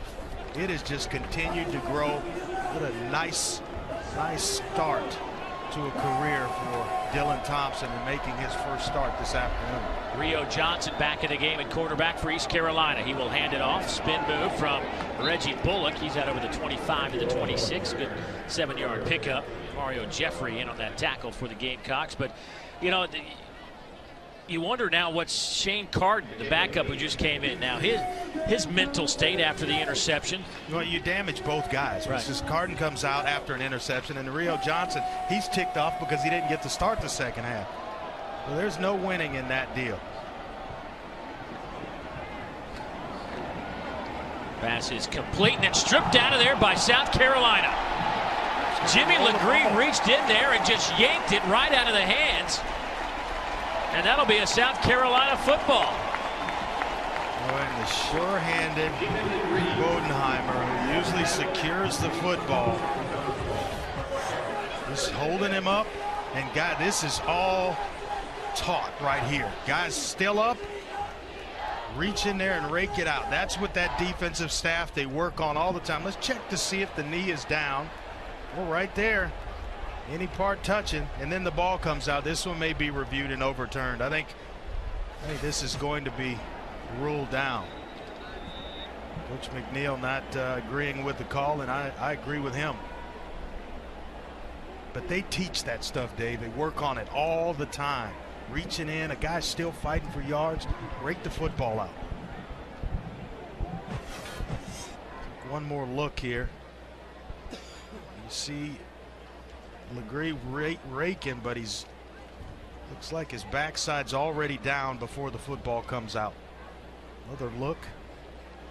This is the best look, I think, right here, where the ball's not out, and right there, he's down.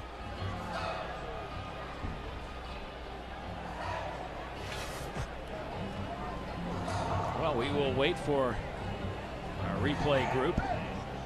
Gerald Hodges has the honors today of taking a look at the video. Andrew Bodenheimer, that's not a play that he's usually a part of. He can catch everything. He blocks well. He's one of the team leaders. You get that type of description, you can't put the football on the ground. He is a sure-handed guy, about as steady as they come, and he got up immediately and was saying that he felt like he was down. Ruff and McNeil trying to get this program to the level Skip Holtz had it at before Coach Holtz went to. He had it humming now. Skip Holtz can coach some football.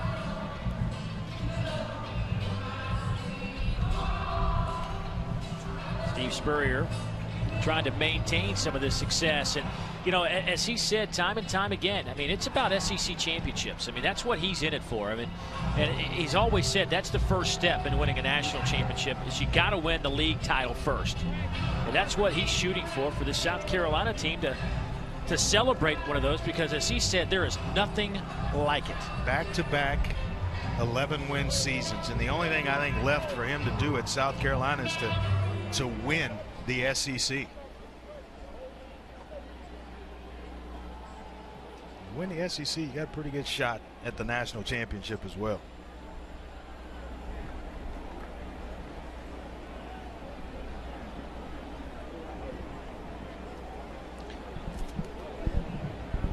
Well, what he said there, if you could read lips, I kind of did there, said that the player was ruled down before the fumble. It will be East Carolina football.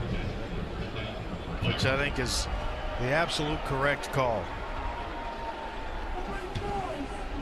Andrew Bodenheimer was the first to get up and share his thoughts with the officials, and then his coaches to try to get that thing reviewed. And every play, remember, in college football is reviewed. The clock will start on the ready as Bodenheimer was inbounds. Out of that pistol formation. A shoulder fake by Johnson. Has time, dumps it over the middle, and that one was incomplete. Behind his intended receiver, Jabril Solomon. Intended for Jabril Solomon. That's one I think Solomon's got to come up with. Fighting, work in the pocket. Protection breaks down, and his eyes are still down the field. And Johnson's a first-year starter himself. When you watch film on him, he doesn't kind of handle himself as a first-year starter. Looks like he's been around the block a couple of times and never seems to get rattled in the pocket. Second down and 10. Here comes some heat again from South Carolina. Picked off, going the other way. Jimmy LeGree, that's 6. 33 yards.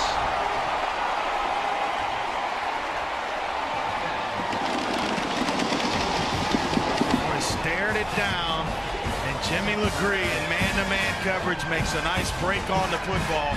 And that, Dave, is what I'm talking about, where you got both quarterbacks confused. When you know you're trying to be perfect with the football, it gets timed and read, and now a pick six. And now you have, if you have two quarterbacks that are playing at this point, neither can be effective.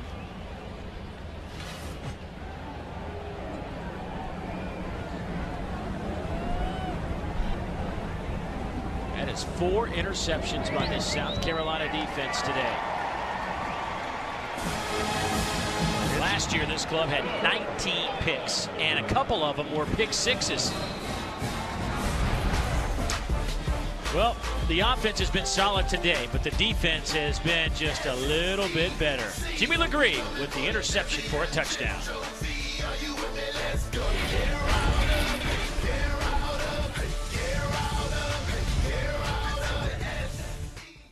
Today's SEC Network game is brought to you by the 2013 Buick Verano. Unexpected luxury in a car this size.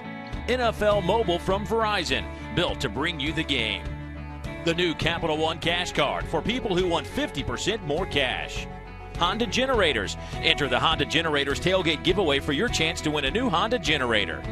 And by Woodman of the World. Some shots of Coach Spurrier through the years. What a career he has had. His club up 35-0 here in the third quarter.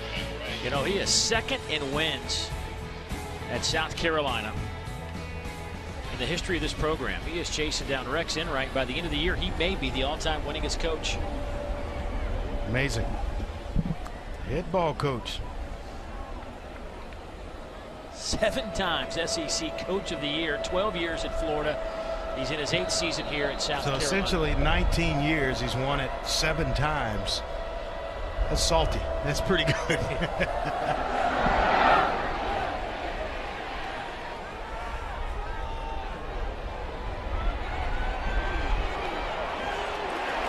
Once again, great coverage. Lance Ray nowhere to go, only a 13-yard return.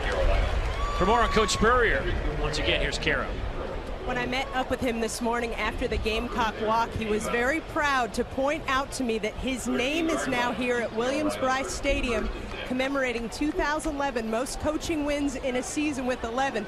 You know he's proud of that, you guys, if he's pointing that out before a little interview pregame, and he's got so much on his mind, like who's starting at quarterback today. No doubt about it. And sometimes you have to take a step back and just look at your body of work sometimes in order to appreciate it going forward. Shane Carden back in at quarterback for the Pirates. He'll hand it off, inside handoff, nowhere to run against that defensive front. And, you know, the thought on Coach Spurrier is you keep asking, I'm sure a lot of fans, how much longer does he want to do this? How much longer is he going to be able to put that energy and effort into running not only this team but the offense as well? Well, we have the luxury of spending some time with him, some good quality time. And, folks, there is not one indication at all that this man is slowing down. Tell you what, you know, he's still involved in everything. I think the only thing that you may graduate to is maybe almost turning over play calling duties and just kind of being a manager at some point, but not for a while. He has still got the energy and the passion to be very much involved. Can't block Clowney. A hold in the process. A flag comes in. Jadeveon Clowney just has been a monster, and the numbers at the end of the day may not show the impact he's had on this one.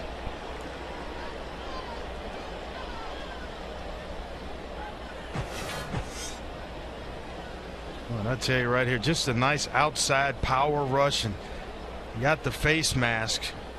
Kelsey Quarles along in that play as well, lost his helmet, so he's got to exit the game for one play.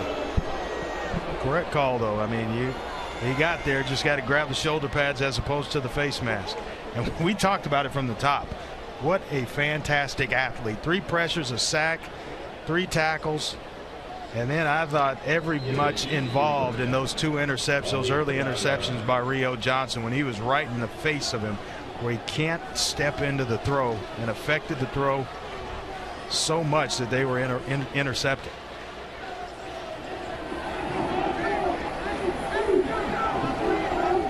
So So after the face mask penalty against Clowney, it's first down and 10.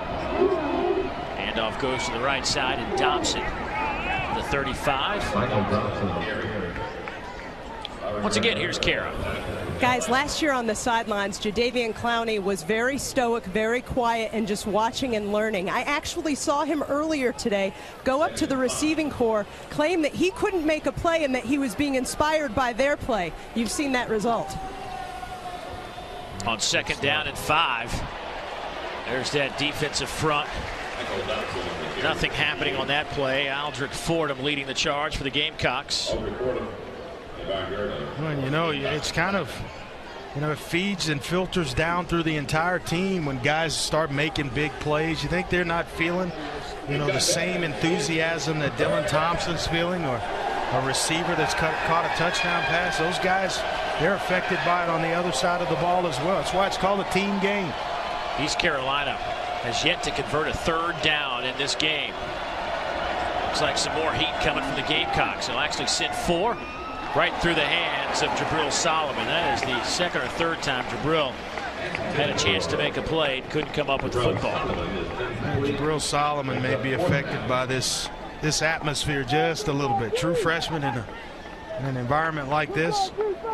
Coming back home. Yep. From Hemingway, South Carolina.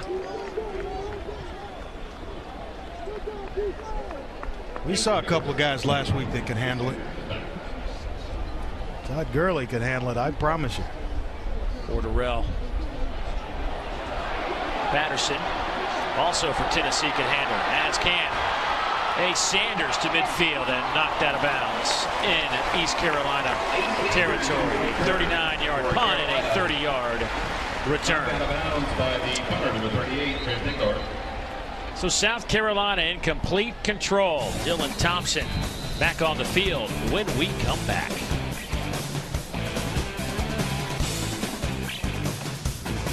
Chick in the studio now for our AT&T All-America Player of the Week update. George Wynn ran for a pair of touchdowns, including a 58-yarder on Cincinnati's first play of the game to lead the Bearcats past Pittsburgh 34-10. Text VOTE to 34763 from your mobile phone to vote and for a chance at a trip to the national championship.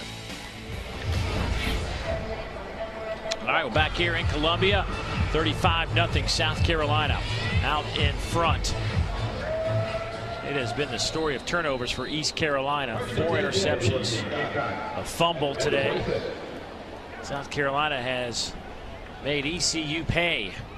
Thompson back on the field. His numbers today: 15 of 26, 245, 3 TDs and no picks.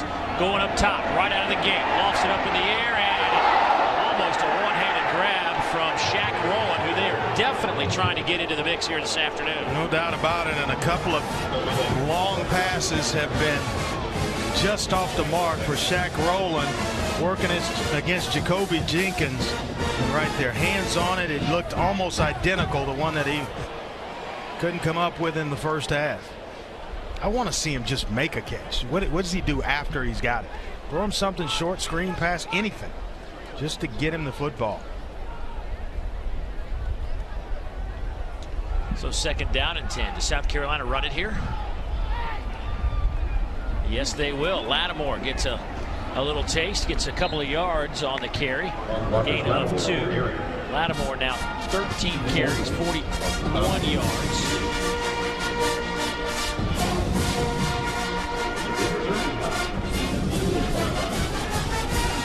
First and 10 line brought to you by your local Toyota dealers. Lattimore, so effective.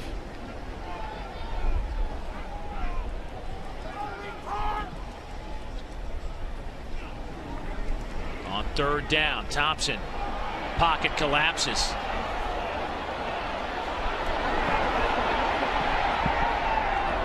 Looking for Shaq Rowland. Incomplete. Down on the play is Justin Dixon, who not only lost his helmet, but immediately started signaling for the medical team to come onto the field. Hope that's just a cramp. Yeah, it's humid, it is hot, and you get out on the field, it seems like it's, you know, about 10 degrees warmer, but nice job there, continuing to work, Mike Matulis, the left tackle, and Marcus Lattimore in pass coverage, and he was injured earlier. Justin Dixon for ECU. Justin Dixon. So hopefully he'll be okay.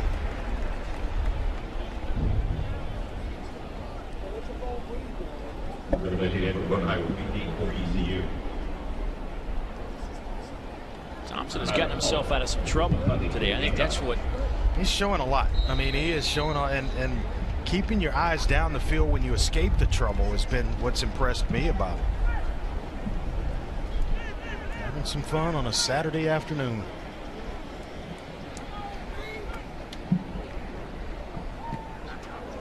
wobbly kick. That will sail out of bounds by Tyler Hull. That'll give us an opportunity to step aside for a moment. 35-0 Gamecocks.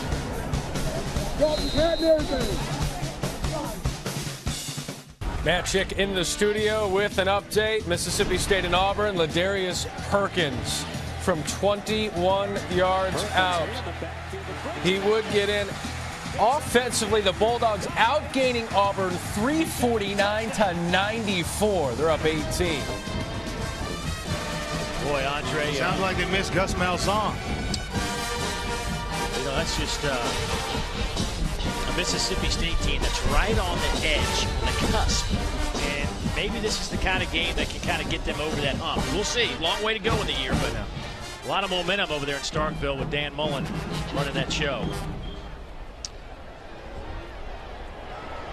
So Carden with the completion and a big hit at the 35-yard line.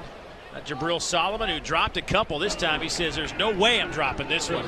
Takes a shot, holds on, gain of 14. Nice grab there by Jabril Solomon, and moving away from pressure, Shane Carden with a nice accurate throw to the true freshman. He was highly recruited coming out of high school, as you mentioned, Hemingway, South Carolina. Hemingway High School.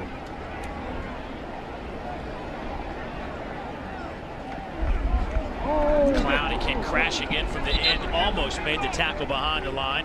Didn't work, but Chaz Sutton is there after a gain of 1 for Dobson. What makes him so dynamic, the wingspan. Watch him here, kind of almost out of position, running away from him, and he's still able to reach and get a piece of the ball carry. Bullock on that carry. Now Dobson's back in the game. Bullock to the sideline. Rave enough about that talented young man, Jadeveon Clowney.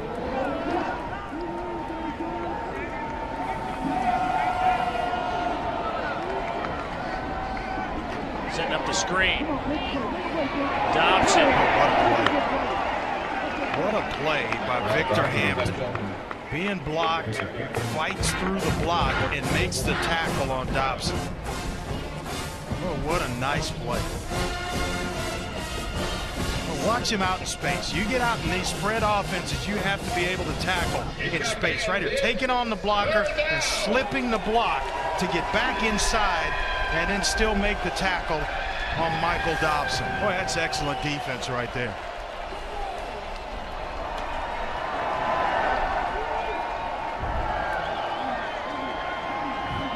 Carden. Ends up in the hands of Dobson. TJ Gurley brings him down. That'll be a first down. A nice block by the right guard, Will Simmons, out in front of Michael Dobson. Quick snap. Dobson again. Maybe a yard on the play. Well, this is what I thought earlier that East Carolina should do, is run the football, even coming out of the second half, and it was just 21-0. You need a quick score. Get the football first. You can still try to establish the run. You have to make South Carolina respect you running the football, or at least the threat of it, to open up some passing lanes for your quarterback.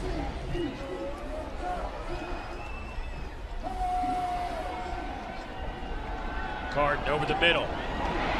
Pass is caught down inside the 30-yard line. That'll go to the 6'8" junior Justin Jones. I really think he's got a big future. I think he's got next level talent. 6'8", 258. Catches the ball well. He's a good online blocker at the line of scrimmage. 29. Bright future for Justin Jones.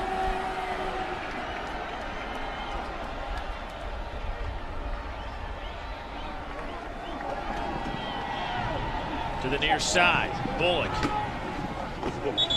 Pick up 4, maybe 5. Quinn Smith, the first one there for South Carolina, but this looks to be one of the better drives of East Carolina all afternoon. And that's a nice job of playing the position of quarterback by Shane Carton. Looking zone coverage inside, which frees up the back Bullock for the reception.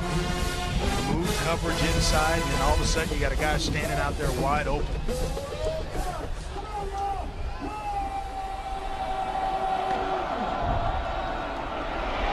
Carton drops back at the 28-yard line. A loss of 4 on the play. That pocket just caves in. Gerald Dixon, first man there for South Carolina. Good program. Rock Hill, South Carolina, South Point High School. There's a few good players out of South Point. The other one is wears jersey number 7. Davian Clowney.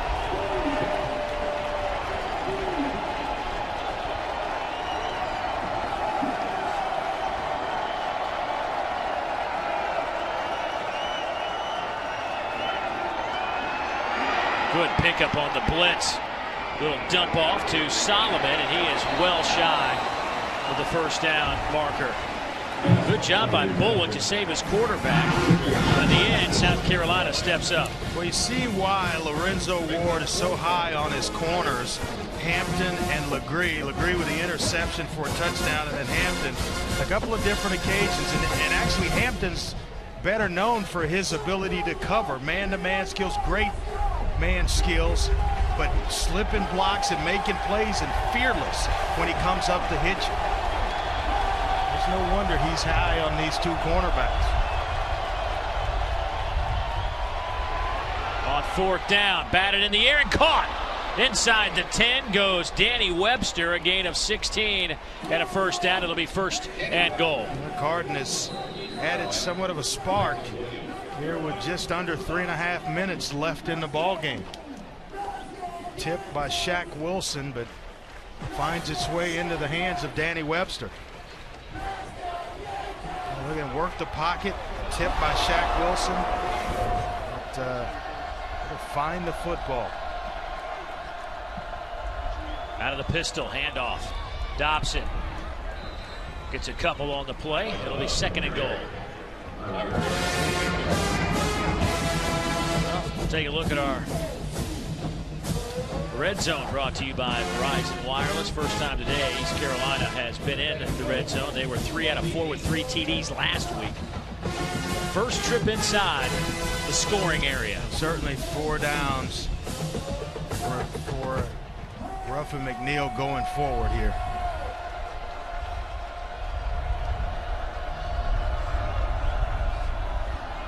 Hunter Furr in the game in the backfield as ECU goes up top, incomplete. Justin Hardy makes another good catch, but this time he was a half a foot out of bounds. But Hardy has been the man today for East Carolina.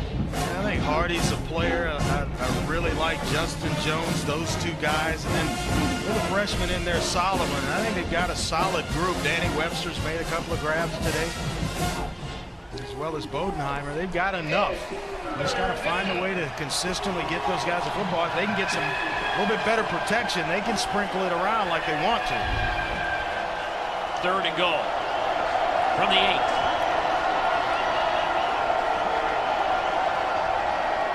Carton keeps it off the right side. He'll get a yard. So now you're looking at 4th and goal, and Byron Gerardo, with his 3rd tackle today, leads the charge for the Gamecocks. Coaches we're looking for him to have a better performance this week than he had last. He had a solid camp, Gerardo, in there, but this one I don't know if I agree with. Well, you don't want to go home without having scored a point, but you're also trying to get your kicker maybe a little confidence. He's missed his first 3 this season. That one's on the way, and it is good. 23-yarder for Warren Harvey. He had missed from 46 today, but connects, and The Pirates are on the board with the three-pointer. Carolinians, don't miss one of the premier preseason basketball tournaments in Charleston, South Carolina, featuring Baylor, Murray State, St. John's, Boston College, and more. In the 5th annual Charleston Classic, presented by Foster Grant. For more information, visit charlestonclassic.com today. Baylor, excellent season a year ago, and you had Colorado and Dayton, both 20-game winners. College hoops, right around the corner. They start practicing about a month. Hard to believe. Ruffin McNeil. Give me an official practice. Yeah. We're already working on your game. Never stop working on your game if you're a basketball player. Fall baseball practice actually starts next week. Some individual workouts and stuff going on right now. It's sports year-round. That's why the two-sport guy to me is such a an anomaly in this world of college athletics now, because it's just so hard to manage that when so much time is dedicated to the one sport you play. And coaches, I mean, look what happened to Russell Wilson at NC State. I'm still a believer that at a young age you play them all, because one helps the other. When you run track, you get speed for football. Baseball helps to build your hand and eye coordination for football if you're playing those two sports. So not totally buying into the specialization yet. Harvey will kick it off through the end zone, and that'll come out to the 25.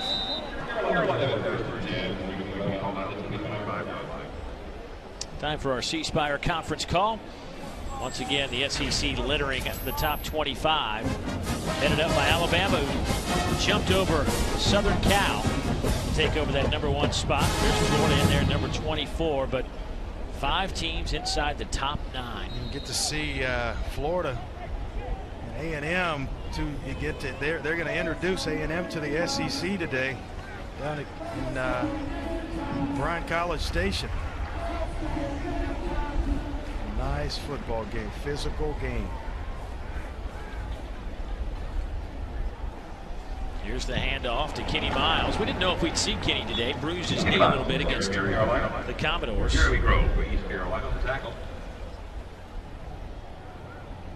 1:30 and counting here in the third quarter in a game that has been, on the scoreboard anyway, dominated by South Carolina. East Carolina has produced 287 yards of offense on 52 plays, but South Carolina has 337 yards of offense on 54 plays. There's a little reverse. Amir Byrd is run out of bounds. It's a loss of 2. Time now for SEC Trivia Challenge, brought to you by Regions Bank. And our question this week: Alabama took #1 this week in the AP poll, we just saw. Now, when was the last time that no SEC team was at #1 at some point throughout the entire season? No SEC team ranked #1 at any point during the season. When was the last time that happened? I think you got to go way back to the years when Bobby Bowden was doing their thing at Florida State. You probably know that, being a Florida State alum, a lot better than I would, but it's been quite some time. Certainly not in the BCS era. Careful, my friend. Really? Yeah. The only reason I know is because when they showed me that earlier, I looked it up because I couldn't imagine it. Pass is caught for a first down after the 37, a gain of 12. There's Shaq rolling on that grab. That shocks me. Not that Shaq Rowland caught this ball, but that during the BCS era that an SEC team wasn't ranked #1. That is surprising. At some point shocking. during the year. It's shocking. We'll get that answer to you. Finally got Shaq Rowland the football. Crowd with a nice round of applause on his first career catch as a Gamecock. Nice touch on that pass to the wide side of the field. And inside East Carolina territory goes to Amir Byrd, a gain of 28. Adonis Armstrong on the coverage and tackle. Well, I'll let you ponder that question a little bit longer, as that's the end of the third quarter, and South Carolina having a good afternoon in their season home opener. Back in a moment.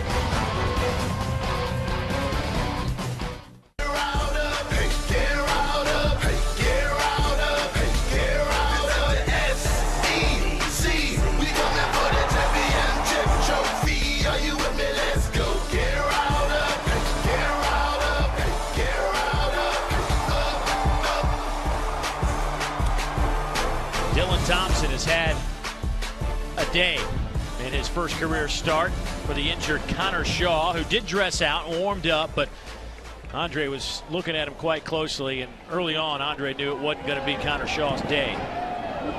But it is Dylan Thompson's day. That's another 13-yard pickup. Dylan Thompson is closing in on 300 yards through the air. He is now up to 298. 17 to 30, had a couple of drops in there, 285 and 3 touchdowns. And Marcus Lattimore, I thought he'd carry the football 30 times today with Dylan Thompson, but right out of the gate they were confident and comfortable with him at quarterback, where it took a lot of pressure off having to run and use Marcus Lattimore. 13 carries, 40 yards for Lattimore, and Kenny Miles getting a little bit of work. And you're just kind of leery, you know, when coaches tell you something about, well, this guy's not going to go, we're going to start this one, and then, you know, we've been bit by that one before, where all of a sudden it's totally different than what you were told before pregame. So I was kind of looking and really watching Connor Shaw during warm-up, and after a couple of throws, and I'm like, no, he's not faking that one. It'll be Dylan Thompson today.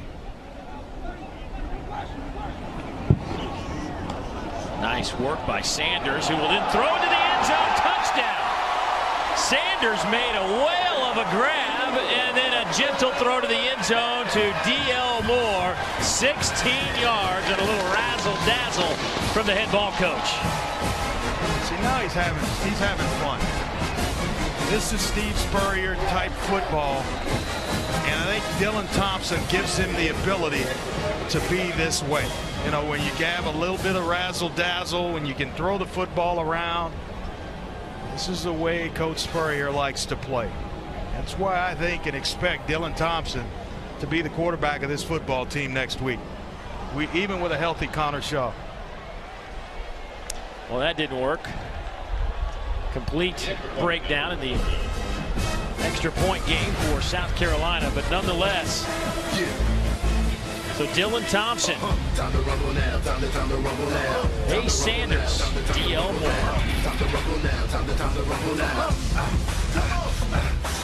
Coming up after this game on the SEC Network, most of you will see #1 Alabama host Western Kentucky. A.J. McCarron, 2 touchdowns in last week's win over Michigan.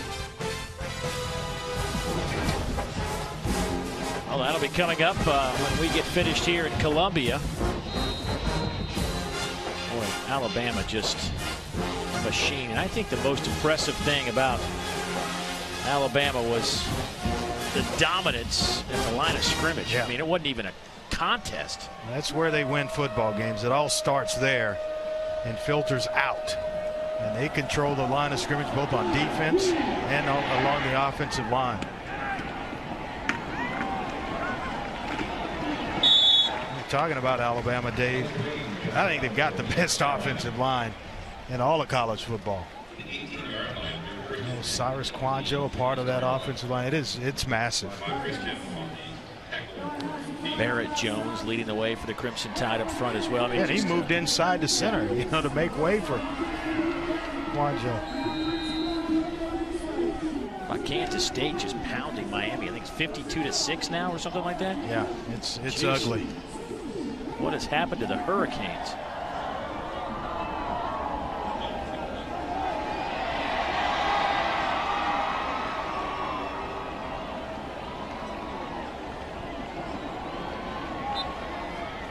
Hunter Furr, the junior, gets the carry, gain of 2 on the play. And Andre, I know you've been thinking about it. It's time to reveal the answer to our Regions Bank trivia question. And the question was, when was the last time that no SEC team was ranked #1 during the poll at some point during the year, whether week 1 or week 10?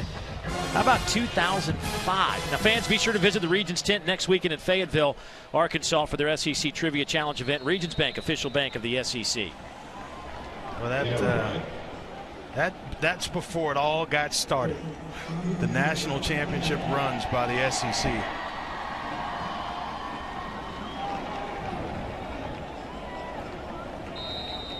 Yeah, that's a pretty good one. Usually I can come up with an answer for you. That one had me stumped a little bit. Well, when they told me the question this morning, I immediately claimed ignorance and went to the books. Because there's no chance I would remember that. Boy, look at the last 10 BCS champions. And of course, Southern Cal's 04 title was vacated. Some people think Auburn should have been given that title where they went undefeated. But what a run for the SEC in 06 through 11. Can they add one in 12? Four-man rush by the Gamecocks. Pass is caught by Justin Hardy, who is just a player, folks. He is just a player. Look at him. He works himself back to the quarterback, runs through the football, and immediately turns and gets north and south. I love that. Excellent after the catch, good in space, tough receiver. 7 catches, 77 yards for Mr. Hardy. Bright future for him.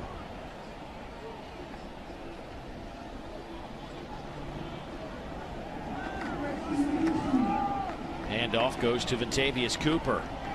Cooper drives the pile out over the 40. Give him 8 yards on that pickup. The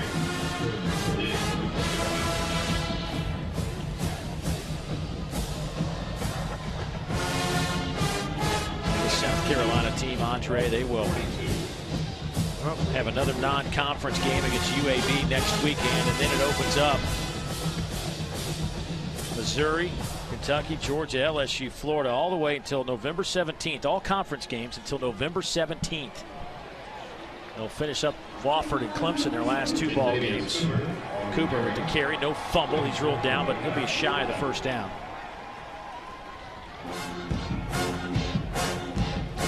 Today's First and 10 line brought to you by your local Toyota dealers. It is. See how close it is for East Carolina to pick up a first down. By the way, Mississippi State all over Auburn, 28-10. That one in the closing seconds. Carden will pick up the first down and a little bit more into South Carolina territory at the 47. Give him a 10-yard pickup. Quinn Smith will get credit for pushing him out of bounds. A nice play fake. Follow the running back into the line of scrimmage, and all of a sudden Carden's running around the end for the first down. You guys have a natural knack for play action and faking the football, hiding it well. First down and 10. Little play action. Carden has all day to throw. Will step up and fire a little high, and that's incomplete. Looking for Jabril Solomon, and that'll give me a chance to ask you your question now, because we're starting to see some football being played, and so much talk about the SEC West and the powerful teams in the West. But Andre, the more I think about it, this East race is going to be a wild ride. Tennessee looks much improved. Georgia's in the top 10. South Carolina's in the top 10. And you got Florida. And I'm still not sure what to make of the Gators just yet. If they can get consistent quarterback play with 10 starters returning on defense, I think it could be a special year for Florida, but it's tough and hard now to ignore the South Carolina Gamecocks. When you have this type of defense that they play, and the 2 bookends and Taylor and Clowney, great players in the secondary, and then consistent play at quarterback, when they can mix it up and they're not all run, where they have you on your heels defensively, that makes it tough to prepare for the Gamecocks on both sides of the football. They'll be in it, that's for sure. It may be even the favorite, in my opinion, to win it. Yeah, so much has been made about Georgia, but after watching South Carolina today throw it around, you have to maybe consider them the favorites at this point. I could easily see in the Georgia Dome the end of the season South Carolina and Alabama. Look at the size here of that defensive line. We're talking about 6'8". On the outside, that makes it tough for a quarterback to see down the field, and you got 2 big guys inside pushing the pile.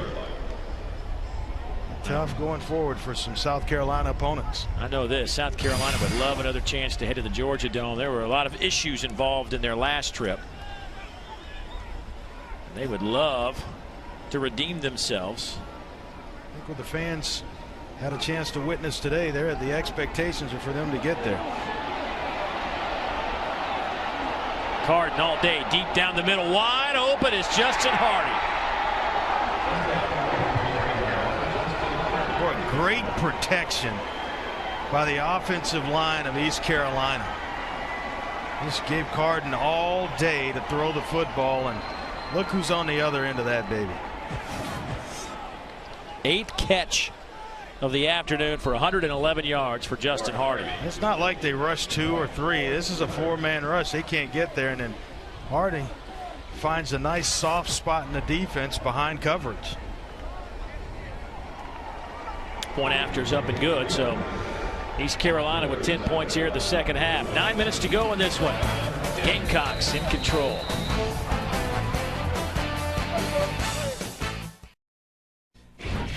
Coming up after this game, most of you will see #1 Alabama host Western Kentucky. It's the 5th straight season Nick Saban has had the Crimson Tide at the top of the polls. By the way, Mississippi State beats Auburn 28-10. Tigers now 0-2.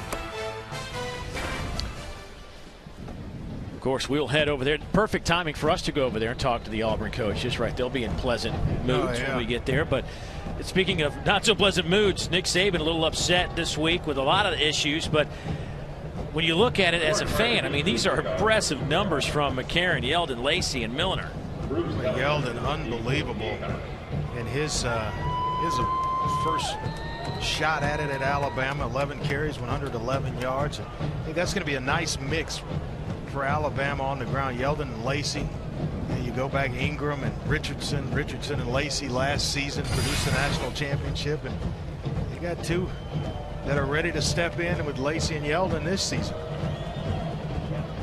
Like East Carolina setting up for the onside kick, and covered well by the Gamecocks. D.L. Moore on the coverage for the Gamecocks. But back to that 2 running back thing, and it's interesting at Georgia. Keith Marshall, Todd Gurley, 2 top 10 running backs coming out of high school. Both guys decide to go to Athens as true freshmen. And, you know, as Mark Richt told us, while you and I may have been shocked, a lot of other people, he says, you know, these guys realize in today's game, you need 2 tailbacks. You're going to split carries. And I was shocked as well that both guys went to Georgia, same position. You usually have that as a couple of receivers and other positions that, you know, there are 2 where 2 guys can share in the wealth, but one football for running backs. They'd agreed, you know, I'll come out after 15 carries and you get the other 15, and we'll make sure we both get 15. It's amazing, but Todd Gurley is a star in the making, and it's what Georgia fans have been used to at that position. That's what he brings. Well, he'll have his first road test tonight as Georgia travels to Missouri. Coming up in just a little while, it'll be Florida making their inaugural visit over to Texas A&M. Here's a little dump.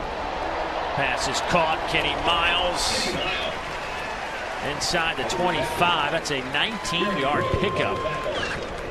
The receivers blocking down the field. Excellent job by Dylan Thompson of just getting the brush to his lap and then dumping the screen pass to Miles. Well, Dylan Thompson has provided the right stuff. He's our Academy Sports Player of the Game for his efforts. To the end zone, trying to add to it. Cannot. Incomplete. Nice play there by Armstrong. Looking for D'Angelo Smith.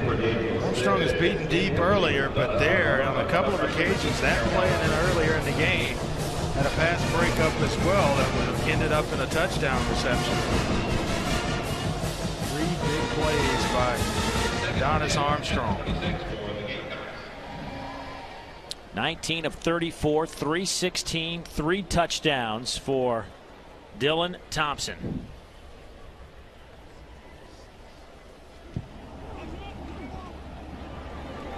Nice little stutter step from K.J. Brent.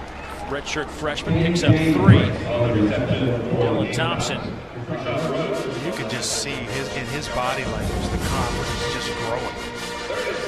You know, he comes in as he came to South Carolina as a dual sport guy. Was also an excellent hoops player. Actually had an offer to play basketball from Louisiana Tech,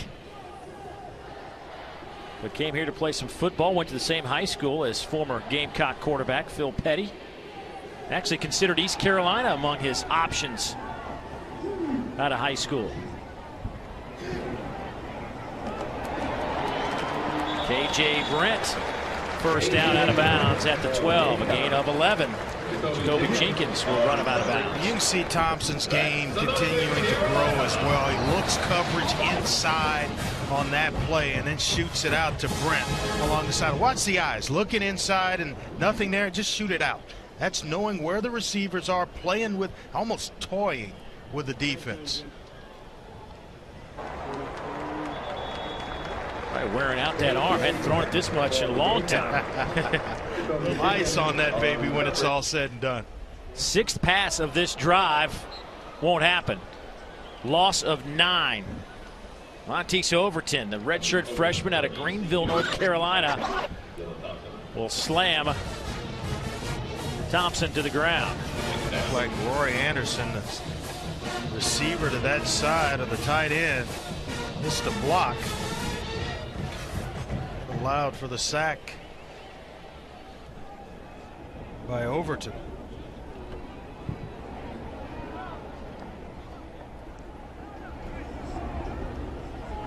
Thompson will sling it again, or hope to anyway. Well, that's about the 4th or 5th drop today. Kenny Miles on that drop, but boy, you talk about can't throw it any better, right on the chin of Kenny Miles. Wanted to run. Looks like he was running before he caught the football, put his hands up. You know, 67 plays in this game, 432 yards of offense. Pretty good numbers for this South Carolina offense. On the flip side, surprising as I look over at the stat sheet here, how about 374 yards of offense for East Carolina? Bigger number than I anticipated. Thompson gets out of trouble again, and he will scoot it to the 10, to the 5. Big collision and loses the football. Who's got it?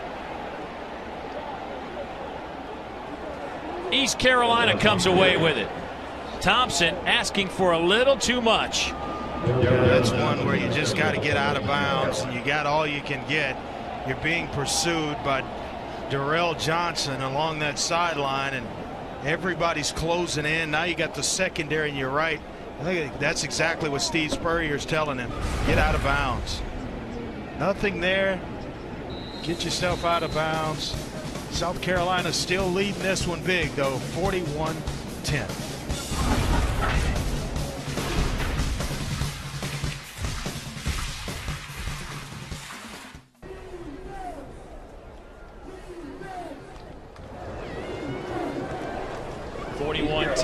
Fumble gives it back to East Carolina. Dylan Thompson not inside the 5-yard line. The collision. Inside that collision coughs up the football, and East Carolina will have it with 6:08 to play. Inside handoff, a couple of yards, and that'll be it on that carry.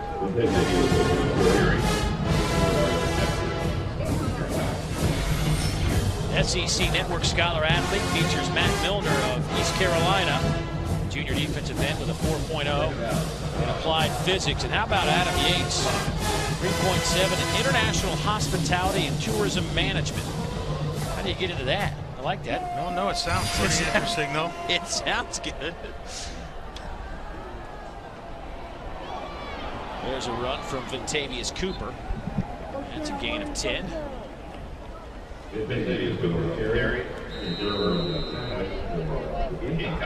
So, Andre, as you look at South Carolina, we've talked a lot about the new dimension, I guess you call it new, but slinging the ball around like they did today for over 300 yards.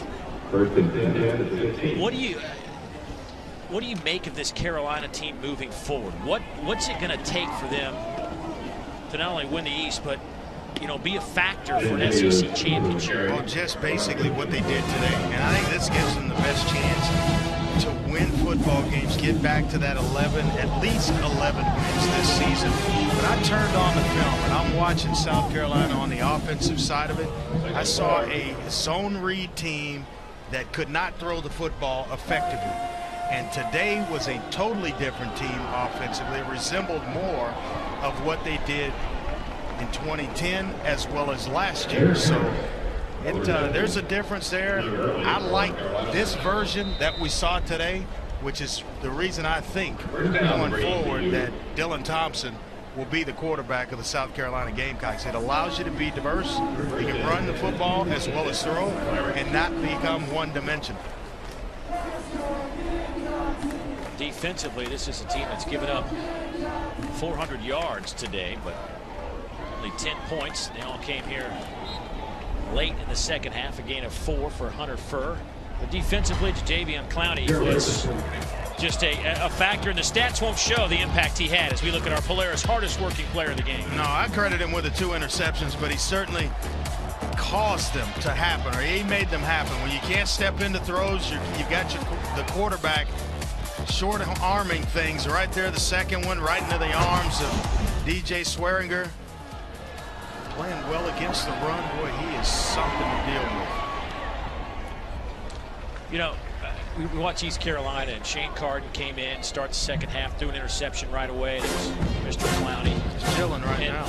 East Carolina goes with that quarterback switch, and it was a race for the starter spot coming out of fall camp, and Rio won that battle. But as a quarterback who has been around the makeup of races like what's going to happen in that with that position? No, they'll go back to practice. I think Johnson will start next week, but they'll have somewhat of a competition.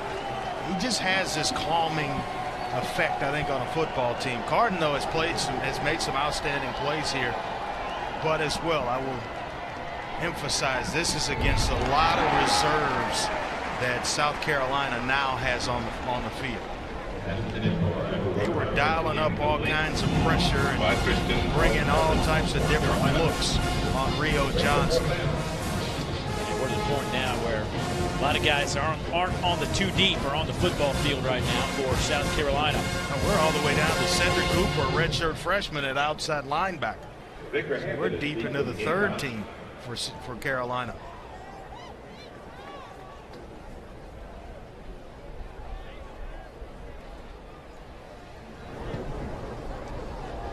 Good kick. Take fair catch called for. 48-yard punt, no return. Carolina will have it. South Carolina running the football with 3:09 to go in a 41-10 ball game. South Carolina looking like they'll go to 2-0 on the year.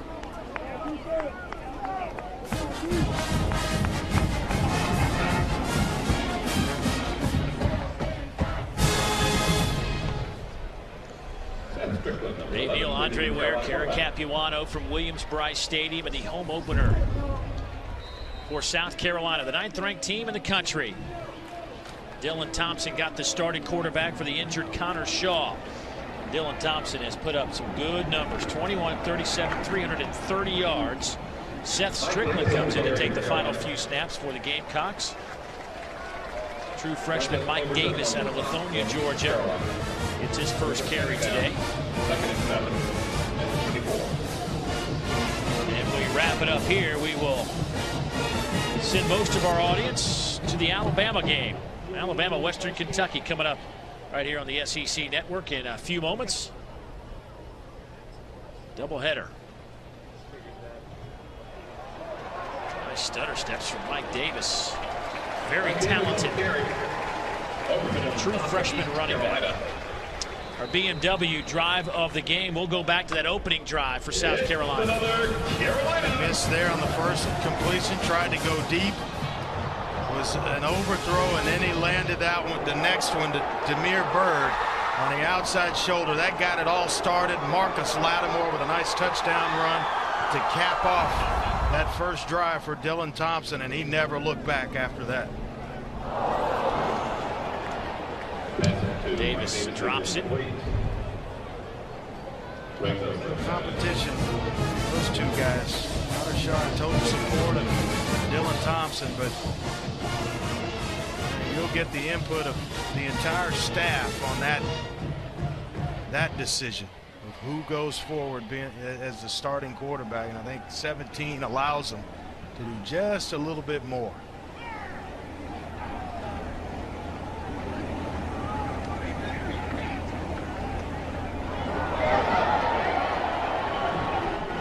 Handoff goes to Mason Harris. Joshua Blue on the carry for the Gamecocks. excuse me, Joshua Blue, 234's got the wrong one. My bad. That's where we are right now. Double numbers wear you out. That's right. And we are deep into the. Just roll up my board here. Yeah, and let me wing it. Thanks, partner. Just go straight to the... Thank you, man. Thanks for all the help. There goes Strickland on the carry. Gain of 9.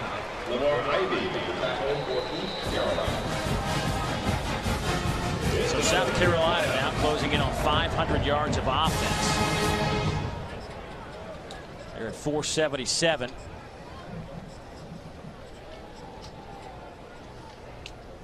On the ground, Lattimore, 13 carries, 40 yards.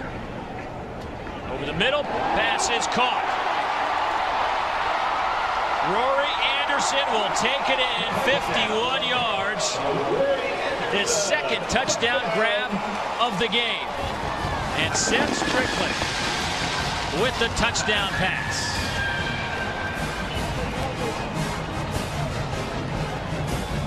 He got a lot of targets to throw the football. Remember, Bruce Ellington was in the game and had a couple of nice plays early. Damiere Byrd got it all started. Now Rory Anderson, kind of a hybrid wide receiver, tight end. There's some talent. D.L. Moore, Nick Jones, is endless for these South Carolina quarterbacks.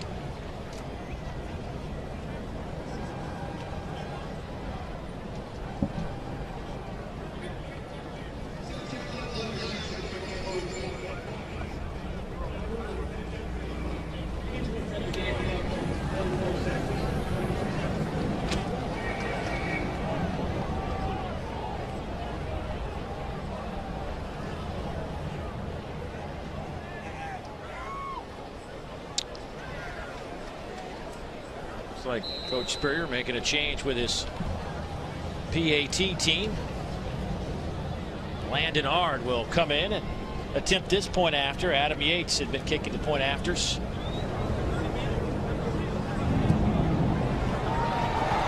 that kick is up and good. So Ard, who does the kickoffs, now in the scoring column. That'll take us to a timeout. 48-10, South Carolina out in front.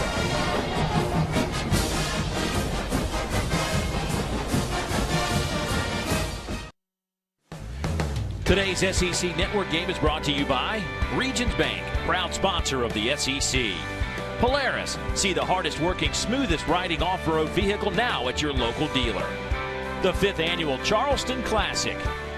And by Hyundai. Go online and show your loyalty to your school at HyundaiShowYourLoyalty.com. Look at the horseshoe here on campus at the University of South Carolina. Inside Williams-Brice Stadium. Gamecocks lead at 48-10.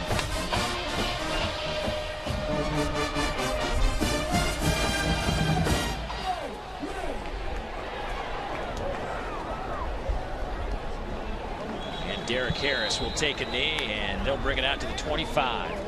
Quick short break. Right back to Columbia right after this. East Carolina 48-10, 44 seconds to go in this one, and Gamecocks is trying to stay healthy here as they will go to 2-0 on the season. East Carolina will go to 1-1.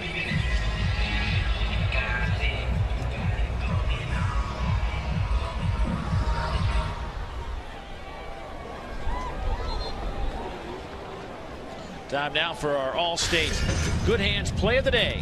It's brought to you by Allstate, and here it is. Jimmy LeGree just steps right in front of Rio Johnson's intended pass. Justin Hardy, and he read it well, jumped the route, and housed that baby. 4 interceptions today from that secondary of South Carolina.